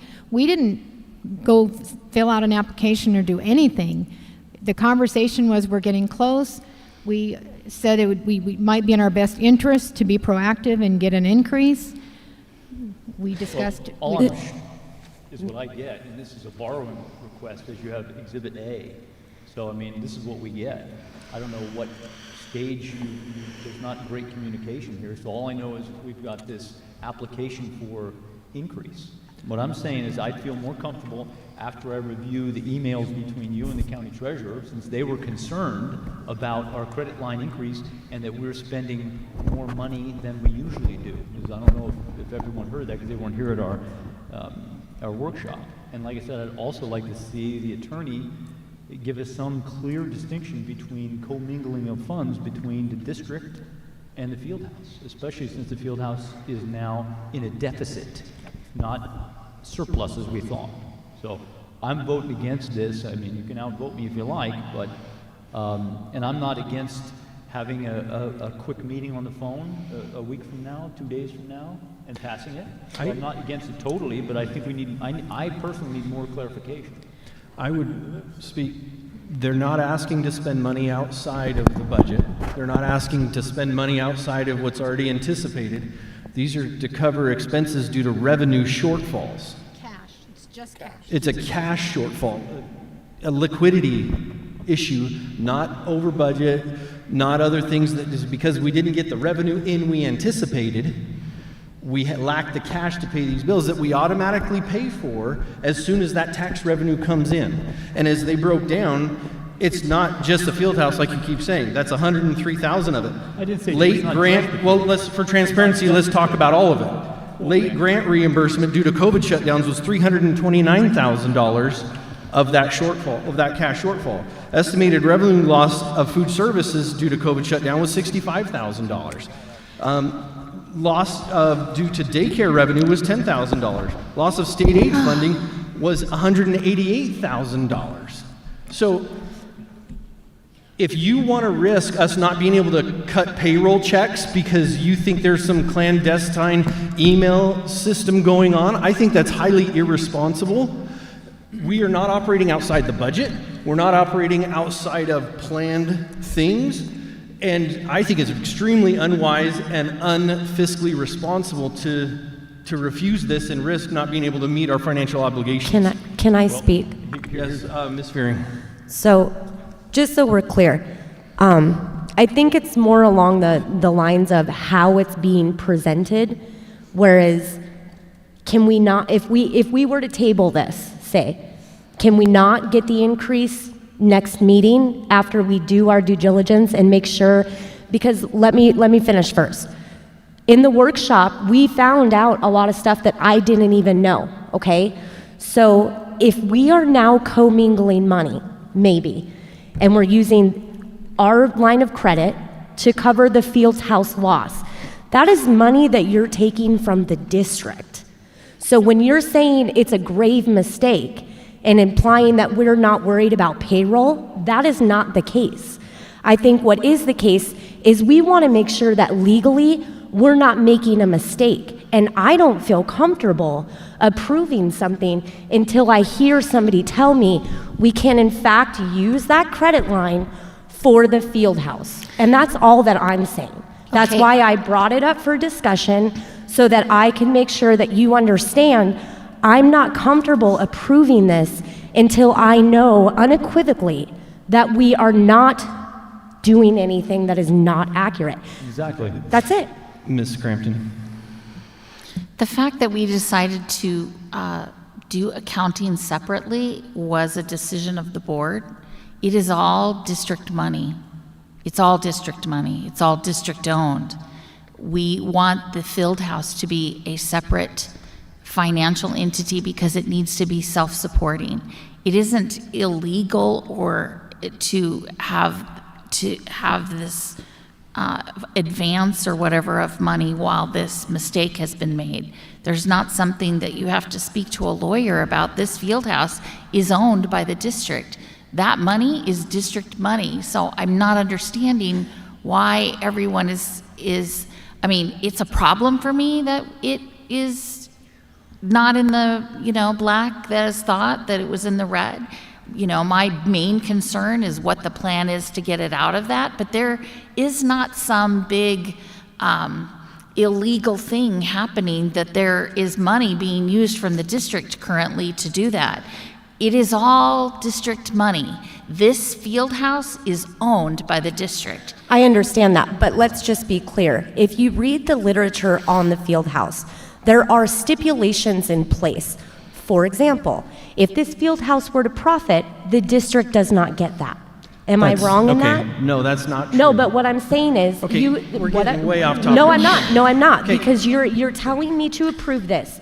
You've used the field house as one of the reasons in our workshop. So for transparency, like everybody keeps saying, I don't think it's fair when you have teachers in the audience, kids in the audience, to make it sound as though us questioning the line of credit is us not working for them. If anything, it is, because we don't, it's just wanting to make sure that if you're saying we're not doing it right, or that we are doing it right, the new board member that wasn't here, I just want to hear that from an attorney. Is that so wrong? That I just want to hear it from somebody that can say your name is going to be on this and it's okay? I don't think that's wrong. I'll address that. Okay. And part of your responsibility in coming on the board and being a new board member is recognizing where we've been in the past and how to get and why we're here today and how we move forward. Mm-hmm. When this field house was passed, it was passed as an educational facility, which means there's no separate distinction between how this field house operates and how our schools operate. They're governed under the same rules, the same It's laws. another campus. Yes, it's an additional campus. And if we hire these professionals to answer those questions for us. If you're going to doubt their expertise and have to run to an attorney every time you question what information they're giving us on something as simple as a line of credit, they're not even asking to spend this money beyond what's appropriate. And if you're suggesting they are, that's a whole nother conversation we need to have. Well, and the fact is that we have a $1.5 million credit every year that's passed every year. So by not passing any line of credit, right now, during the revenue deficit time, I seriously doubt they could do the next payroll. So, just saying. I'm sorry. Ms. Hart, you had something to add? I just wanted to remind you guys in the beginning when I stated where we're at as of today, we're at 1.367 million. And if we pay nothing else, we have a payroll that we got to get out that's over 400,000. Right. That's my concern. So I take it as though you're tying my hands. I'm not trying to at all. I'm not, but what I'm saying to you is I'm sitting up here telling you I'm not comfortable voting on something. And what you're telling me is if either you do it, even though you're not comfortable, or you're not going to be able to make payroll. Exactly. Really? And that's okay? We have those decisions as a board to make all the time. Really? On Yes. a crunch time like this, when was this application put through? When was the credit line application put through? We didn't put through an application. That came to me by email after the conversation with Wade. And I'll be happy to share that with you. It was not done on July 1st. No, but has an application for a credit request been put through to the Mojave County Treasurer's Department? Not until that is signed. It has not been put through. So then it has to go through the approval process, right? It hasn't been approved. You can unequivocally tell me that it has not been approved. It has We not approve been it. approved until it is approved thing. by you and signed. Mr. President, Yes, Dr. here's Cardinal. the thing. Here's what I'm concerned with. We were told, and Lori and I were very happy that the field house was in the black last month, and we were like almost high-fiving each other if it weren't for social distancing. And we were all excited. And then we come in here and find there's a major discrepancy.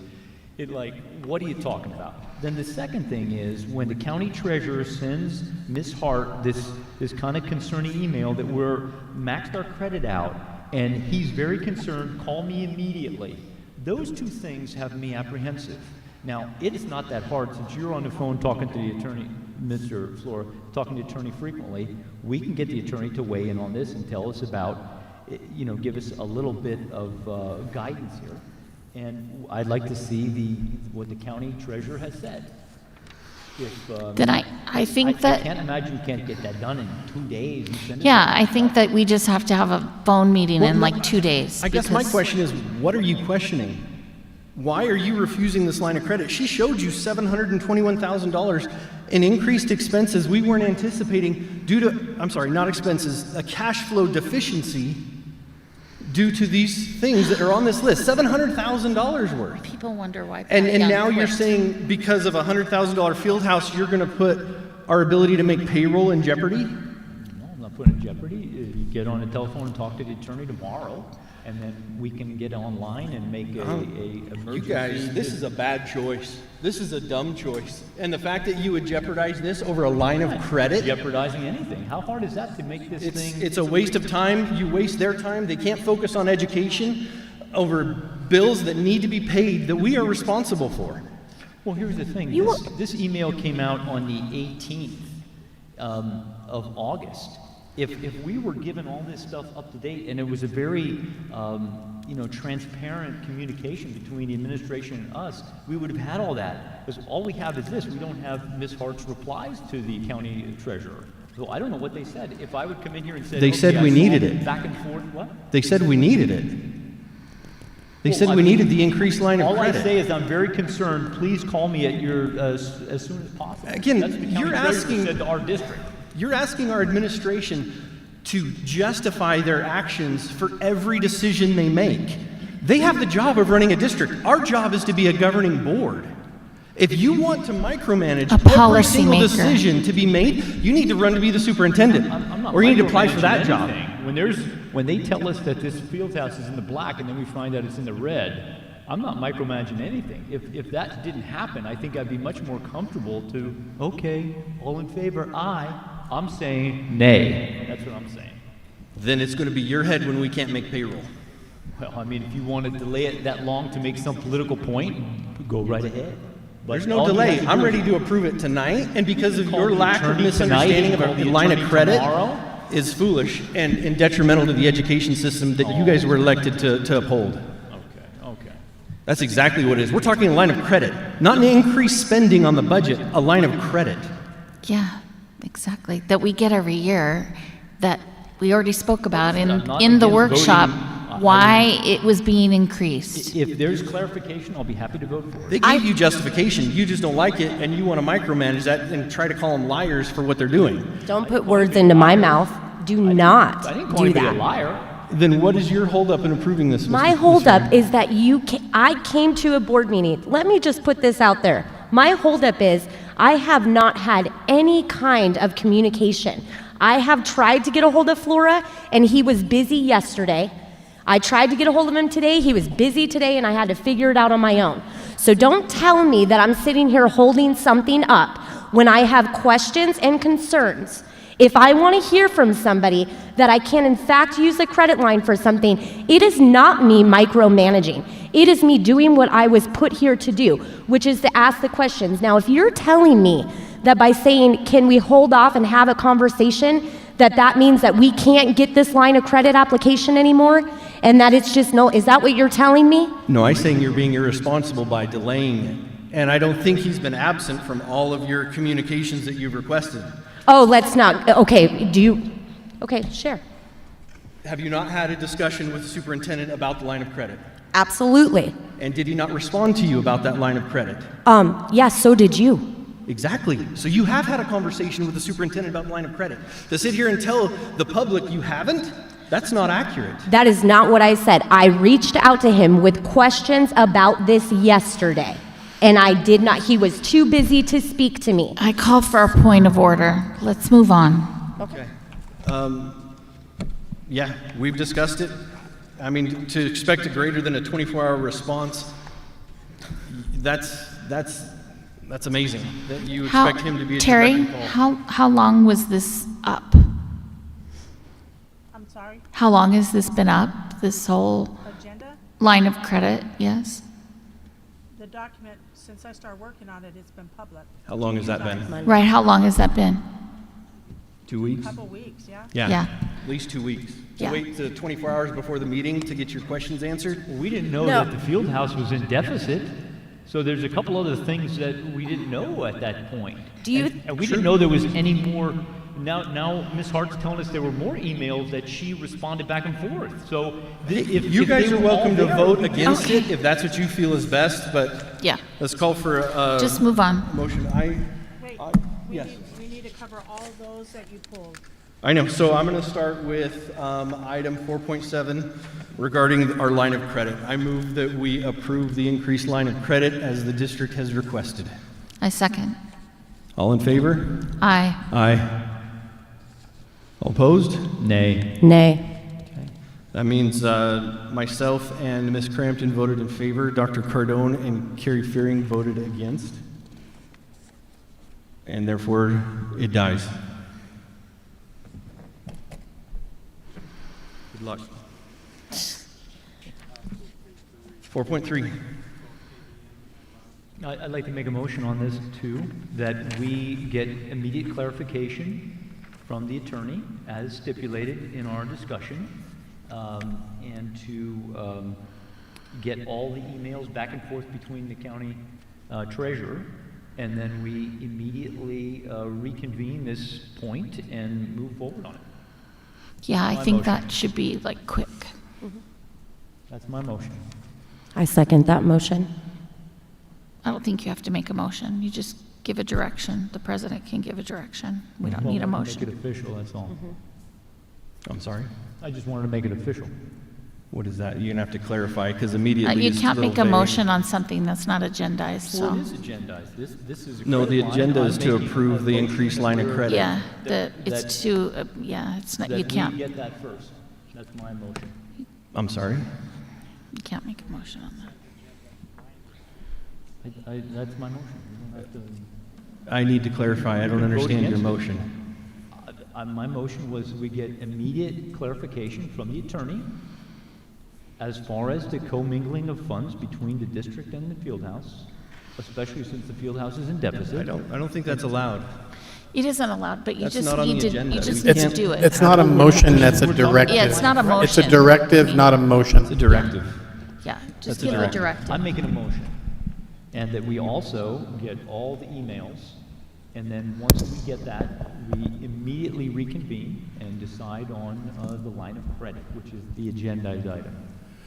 So the item on the agenda is the consent agenda. You are approving the consent agenda, either minus 4.7 you've already voted on, and 4.3 Director's Report minus ABM and Ms. Hart's report. That's the motion. Right. Specific directions within each item within the consent agenda It's are not legal to directives. take action that's They're not agendized. directives and not a motion. So are If we you want the motion passing? to die, that's fine, but that's my motion. Well, that's what I'm saying. We need to Do what make you a motion to pass the consent agenda. Which items? So your motion is to approve the consent agenda, 4.2, 4.4, I- 4.5, we already did that. We 4.6. can approve the rest of the consent agenda minus 4.7 if all the questions have been answered on 4.3.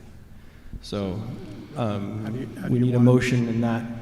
I make a motion, we approve the consent agenda with the exception of 4.7, which we direct you to seek the attorney and get all the needed information needed that was requested. I'll second that. All in favor? Aye. Aye. Aye. All opposed? Nay. Okay, Dr. Cardone nays the consent agenda minus item 4.7. The rest was approved. Okay. That we will move forward.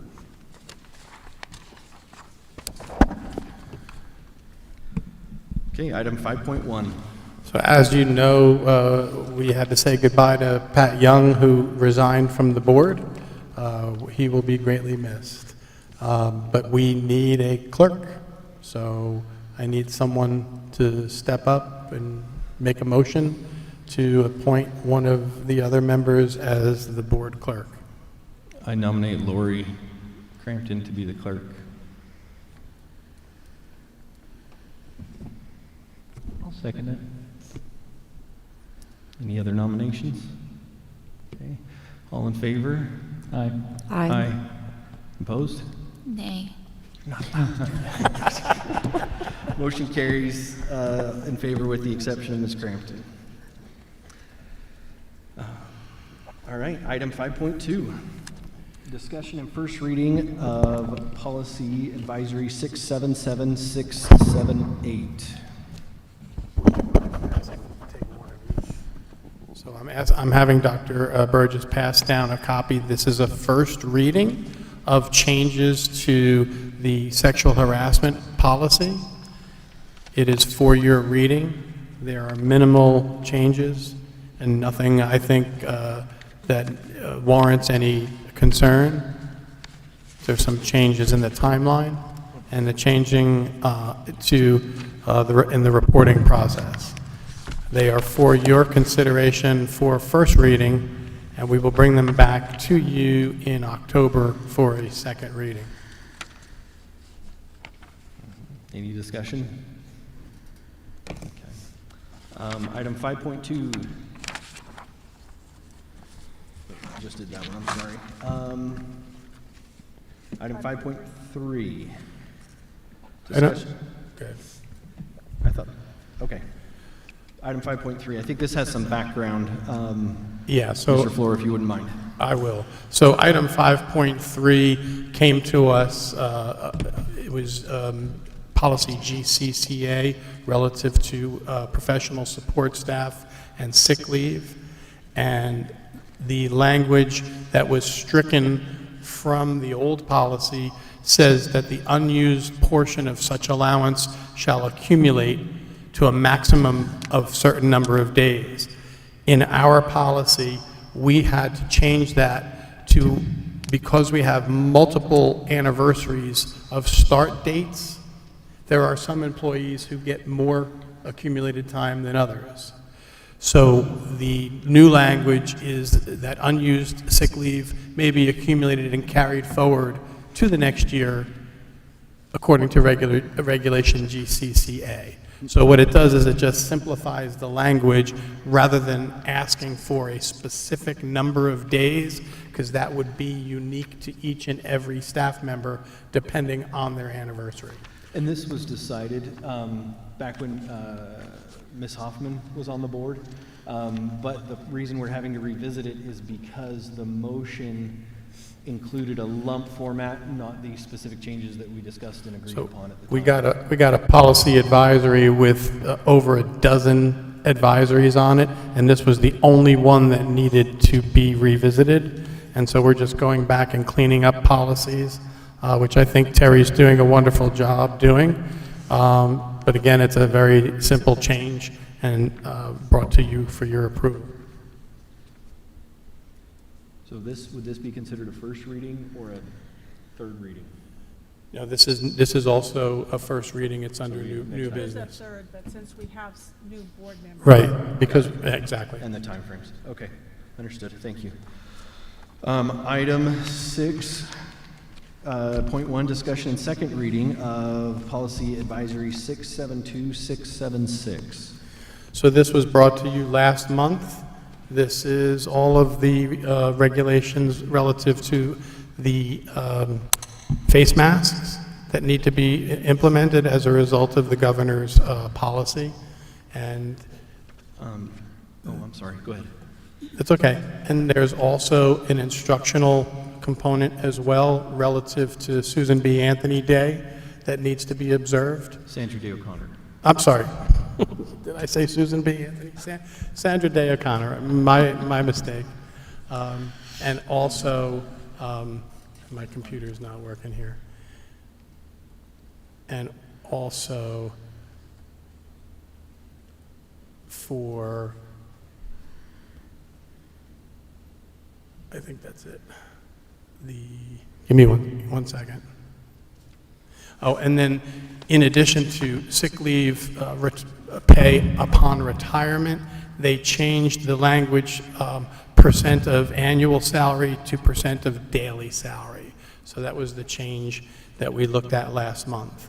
Those are the three policies that were presented. These are second readings, and each of the comparisons were sent to you both last month and this month. I have a couple concerns, questions that I think is worth discussing. The face mask policy, I didn't see an end date with that. I would like to see a timetable rather than that be a forever policy. If we could adopt it with an expiration, I would like to see that. I think that would be a matter of since it's a governor's regulation, Yeah. we could, if the governor kept it in effect until, say, November 15th, we couldn't change our policy to reflect something sooner. So it basically is when the governor lifts that. That may be the case that we're obligated to do it through the governor's order. I just don't like the idea of a policy, because if the governor ends his order and our policy then still states that they're required to wear face masks, I would like to see us, maybe the language is when the governor ends his executive order of masks in school, that ends on our level also. Something that simple. If you guys are in agreement. I agree with that. Yeah, I agree. So can we modify that? Add that to, at the end of each one. Yeah, just to add to be expired when the governor ends his executive order, that face mask requirement. I'm just checking the language real quick. Which specific policy? So this is going to be policy, hold on. GBR, and it's at the end where it speaks of cloth face coverings. And we will add the language expires with governor And mandate. it's 72 and 74, correct? It's not just 72, I don't think. And that would include our visitors also with the same obligation. Yeah, exactly. Yeah, so, and I think we can blanketly say any mask requirement Right. would expire with the governor's order also. Yeah, because it's going to pertain to visitors, staff, and students, all three. Second, if you guys, unless you guys had other things, I had one other. One of the things in there was a Sandra Day O'Connor Day. That's in these readings, right? Yeah. Yes. My number one is a general rule. I don't like telling our teachers what curriculum they need to be teaching specifically. And for us to carve out a whole day specific to her, even though she did great things and was a great person, I don't think that's our place as a board within policy to set aside a day and dictate educational requirements for that day. We don't do that for 9/11. We don't do that for George Washington. We don't do that for, I can think of anybody else within our curriculum. And I think it's a bad protocol to adopt that in this case also. Your guys' feelings? I don't know, I kind of disagree with you on that. I think we should do those things. We should talk about 9/11. We should talk about Sandra Day O'Connor. She was the first Chief Justice from the state of Arizona and female, and I think we should. I really think we should have some kind of input into the curriculum. So Arizona Revised Statute 15701 and 15701.01 says the superintendent is directed to emphasize the use of resources developed by the State Board of Education relating to civics education, which aligns with the academic standards in social studies. I will say this, as a social studies teacher, we're not going into every classroom and telling them how to implement. They have that freedom. And I do believe, as far as I know, they're bringing into play all of the main characters from our history. And all this is asking them to do is include Sandra Day O'Connor into the Civic Celebration Day on September 25th. So that's the new language seeking to be adopted. I think she's a good person and she did great things, don't get me wrong. But I talked to my kids, not one of them discussed 9/11 in any of their classes this last week. And if we can't even hit that mark, Sandra Day O'Connor in my mind is, although a good person, would be less significant. And as far as things that shaped our country. So if we're gonna start prioritizing what important events through history or people through history should be taught, let's get an actual priority list and go about it that way rather than cherry pick individuals based on the status or position they held within public office. Well, I think you're right. We should look into this. And I think as Americans, we have to bring this country together and try to be cohesive in this and teach our students about the greatness of this country and about the good things that capitalism has done to this country and the failings of socialism, communism across the world, And I think we should talk about 9/11 and December 7th and Columbus Day. I think we should talk about those historical things. The country is not without error, but I mean, we've tried to overcome and do the right thing, and I think we should talk about these things. It should be in the curriculum, and it should be taught in a very basic way to the students, that they know what our country has done and the errors we've made and how we've overcome those errors and done the right thing. Well, and especially in today's climate, it Exactly. seems that, you know, there's such a, you know, not an appreciation for. How does that work? Do you only get to take recommendations for curriculum, or are we able to say, with this being brought up for consideration, can we visit those topics and what's available as far as curriculum? How does that? So the state standards are brought to us, and we develop a curriculum. You guys review that on a rotating basis. This is simply a policy to include and recognize on that day the recognition of Sandra Day O'Connor. It's not a change or any wholesale change to the general curriculum to and/or the include state her, standards. right? It reads that it would be implemented as part of the social studies curriculum that is already required. Okay.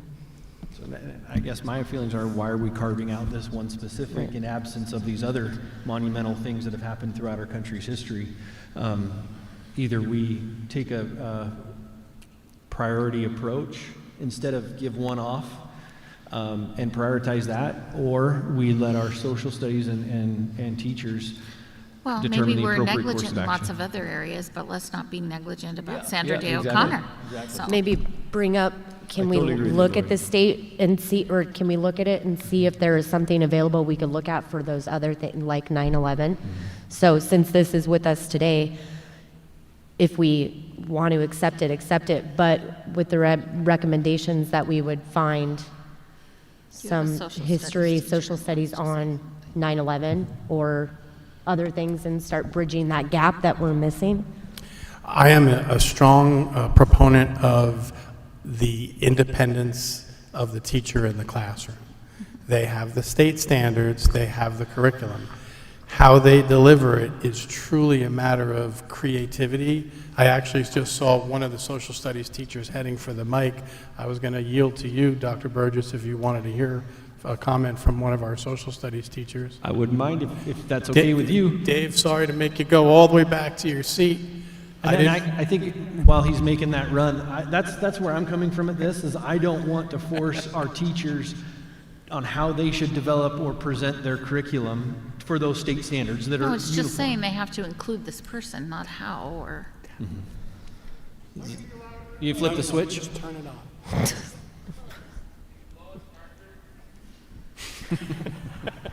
Hello? Got Okay, it. there we go. All right. I love the idea, but I want to make sure that we understand. September 25th, this year is a Friday. We won't be seeing the kids. So we won't be able to do it on the day that we wanted to or that you'd like us to. Also, September 11th was a Friday. And being that we only have like 30 minutes, it's very difficult to smash this stuff in that 30 minutes. Also, we cover September 11th next semester when it falls in line with the schedule and the academics towards what's closer towards today. So we do cover that stuff. We cover the Constitution. We cover all the great things that this country is all about. If you'd like us to identify September 25th and talk about her, it is something that we do. We may not necessarily identify, oh, September 25th is Sandra Day O'Connor Day, but we talk about Sandra Day O'Connor. It is in a wide range of stuff covered regarding Arizona specifically, maybe next semester. So the standards are fairly wide, and if we wanted to identify her on September 25th, we would miss out because we don't talk to the kids that day. It's a Friday. So I just don't want to create any more animosity. I just don't want to overthink it. We'd love to, but maybe we squeeze it in on a Thursday. I just want to leave it up to the teachers to include that as they best see fit. I'll make a motion for item 6.4. Dave, thank you. That we approve these policies with the addition of an end day, as we discussed, as well as the elimination of a specific recognition day for Sandra Day O'Connor.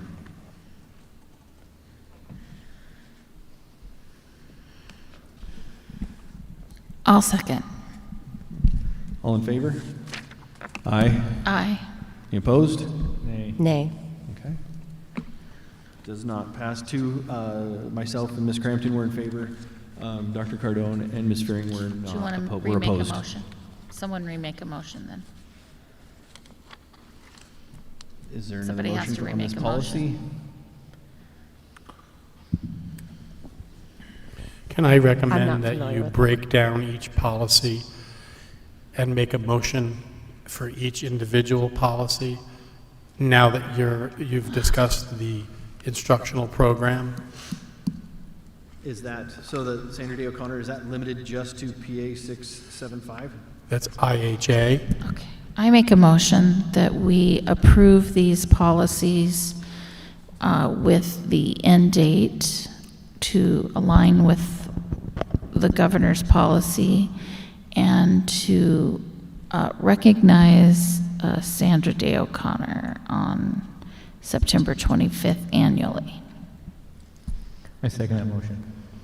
All in favor? Aye. Aye. Opposed? Nay. Okay, motion carries with my being the nay. Clarification, please. You want the end date on policy GBGR or dash R? All of the ones associated with masks Okay, to be Correct. reflective when the governor lifts the mandate, end date, got it. correct? Correct. Yes. All right. Okay, moving on. Item 6.2, Mr. Flores asked that we table that item in relation of loss of employee opportunity. Just for clarification, I plan to meet with Dr. Stewart to readdress the IGA, and we'll bring it back to our board again in October. Item 6.3, discussion and approval of board member representation for the 2020 Delegate Assembly virtual event. So all of the events from the various agencies are all virtual.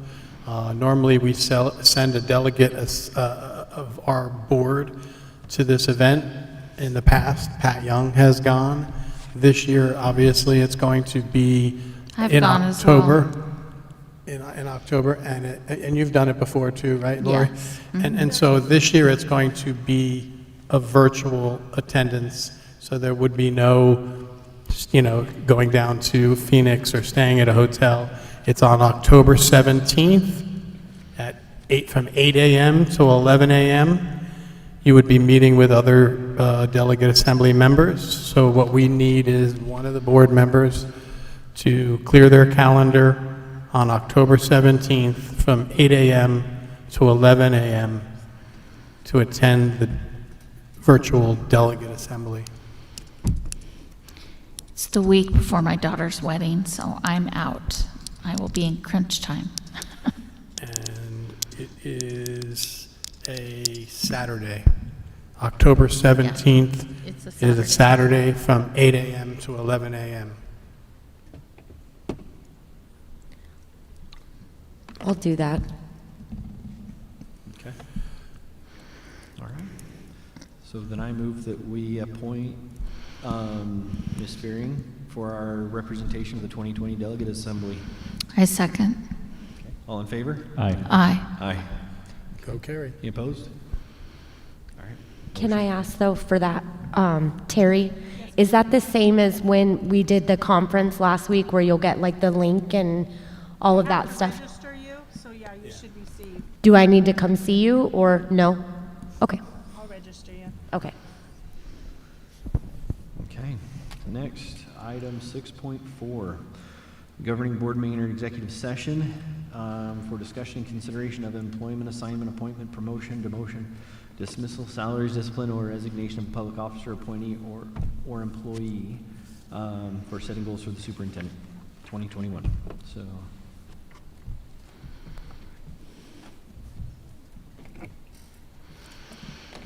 I move we go into executive session. Second. All in favor? Aye. Aye. Okay, motion carries.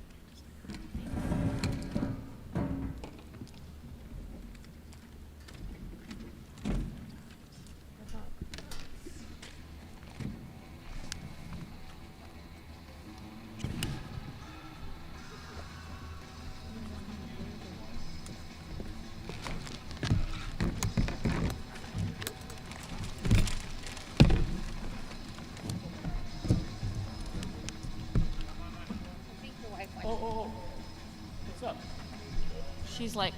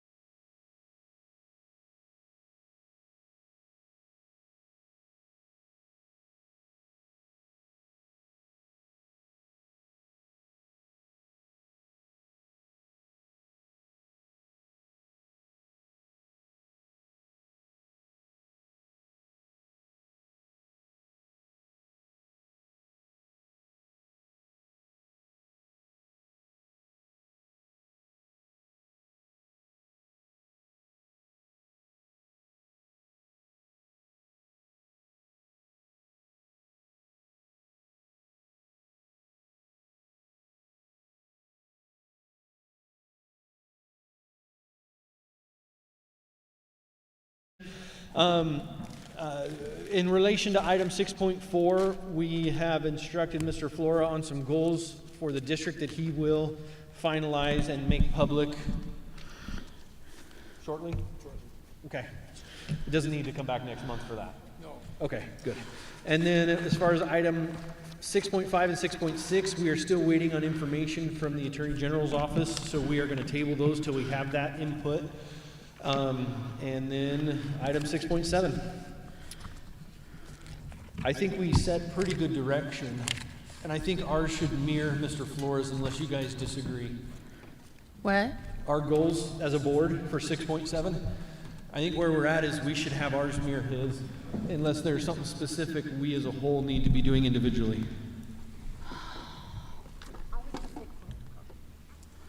I would just say maybe curriculum as being, you're saying like mirroring his like line items that we discussed? Yes. Okay. Oh, I guess I'm okay with that. Okay. Because I just want to make sure that we pivot towards curriculum somewhere and that we make that a driving focus. It would be helpful for me to have them align with my goals to help me achieve them. And if you guys feel we need to come back and revisit that, if our goals need a little bit of divergence, let me know and we can revisit this as well. Okay, item 7.1, future topics. We have a Mojave County meeting virtual 5 to 6 on September 23rd, 5 to 6:30. The only person I have right now is Lori Crampton. What is that for? What was that for again? It's our county meeting, our Training workshop. one time a year. We usually go to, we hosted it last year, and it's usually we go to either La Havasu or here at Kingman, but it's virtual this year. It's and it's virtual. It's usually training and Virtual? yeah, it's virtual. So But it starts at 5 to 6:30, September 23rd. who's hosting it? I don't think there is a host. I think it's the county office is hosting it Okay. virtually. Mike File. Okay, well, will you guys please respond to Terry if you plan on attending so she can get it registered? I have to have the registration no later than the 16th, so I need it like, And Yeah, today's if the you're 14th. going, 5 you to just need 6:30 to- on September 23rd Terry is what will- you said? Terry will email all of you tomorrow, and if you don't respond, then she's going to put you down as a no. Okay. 5 to 6:30 virtually. Okay, you could just put me down as registered. All right, item 7.2, future meeting, October 12th, 6 p.m. Workshop or no? No? Okay. If only if we need one for something specific. Okay. Well, let's leave it as a no now unless something comes up. Please let us know early if Okay, we well, need like we did this find- time. Yeah. And again, at the field house, I would prefer us to be in a room, but I understand the need if we still need to social distance at that point. So let me just say this, the meeting rooms are fine if we have small crowds and we don't have hotly debated topics. So I think we could probably move into the meeting room next month because I don't see anything that would attract a large crowd. The only thing is we're going to have been back in school.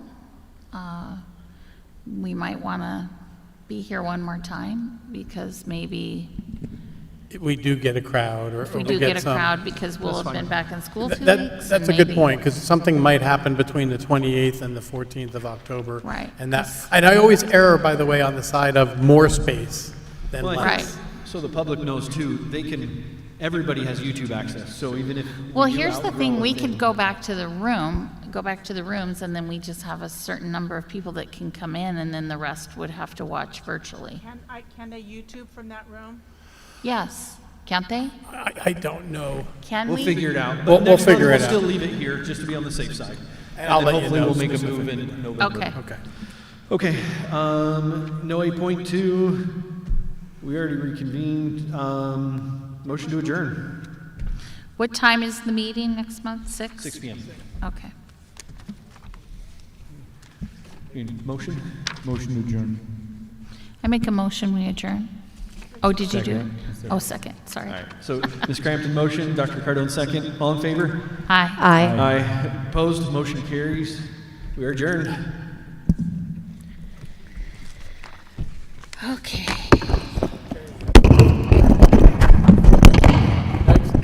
Ethan, you can kill the mics.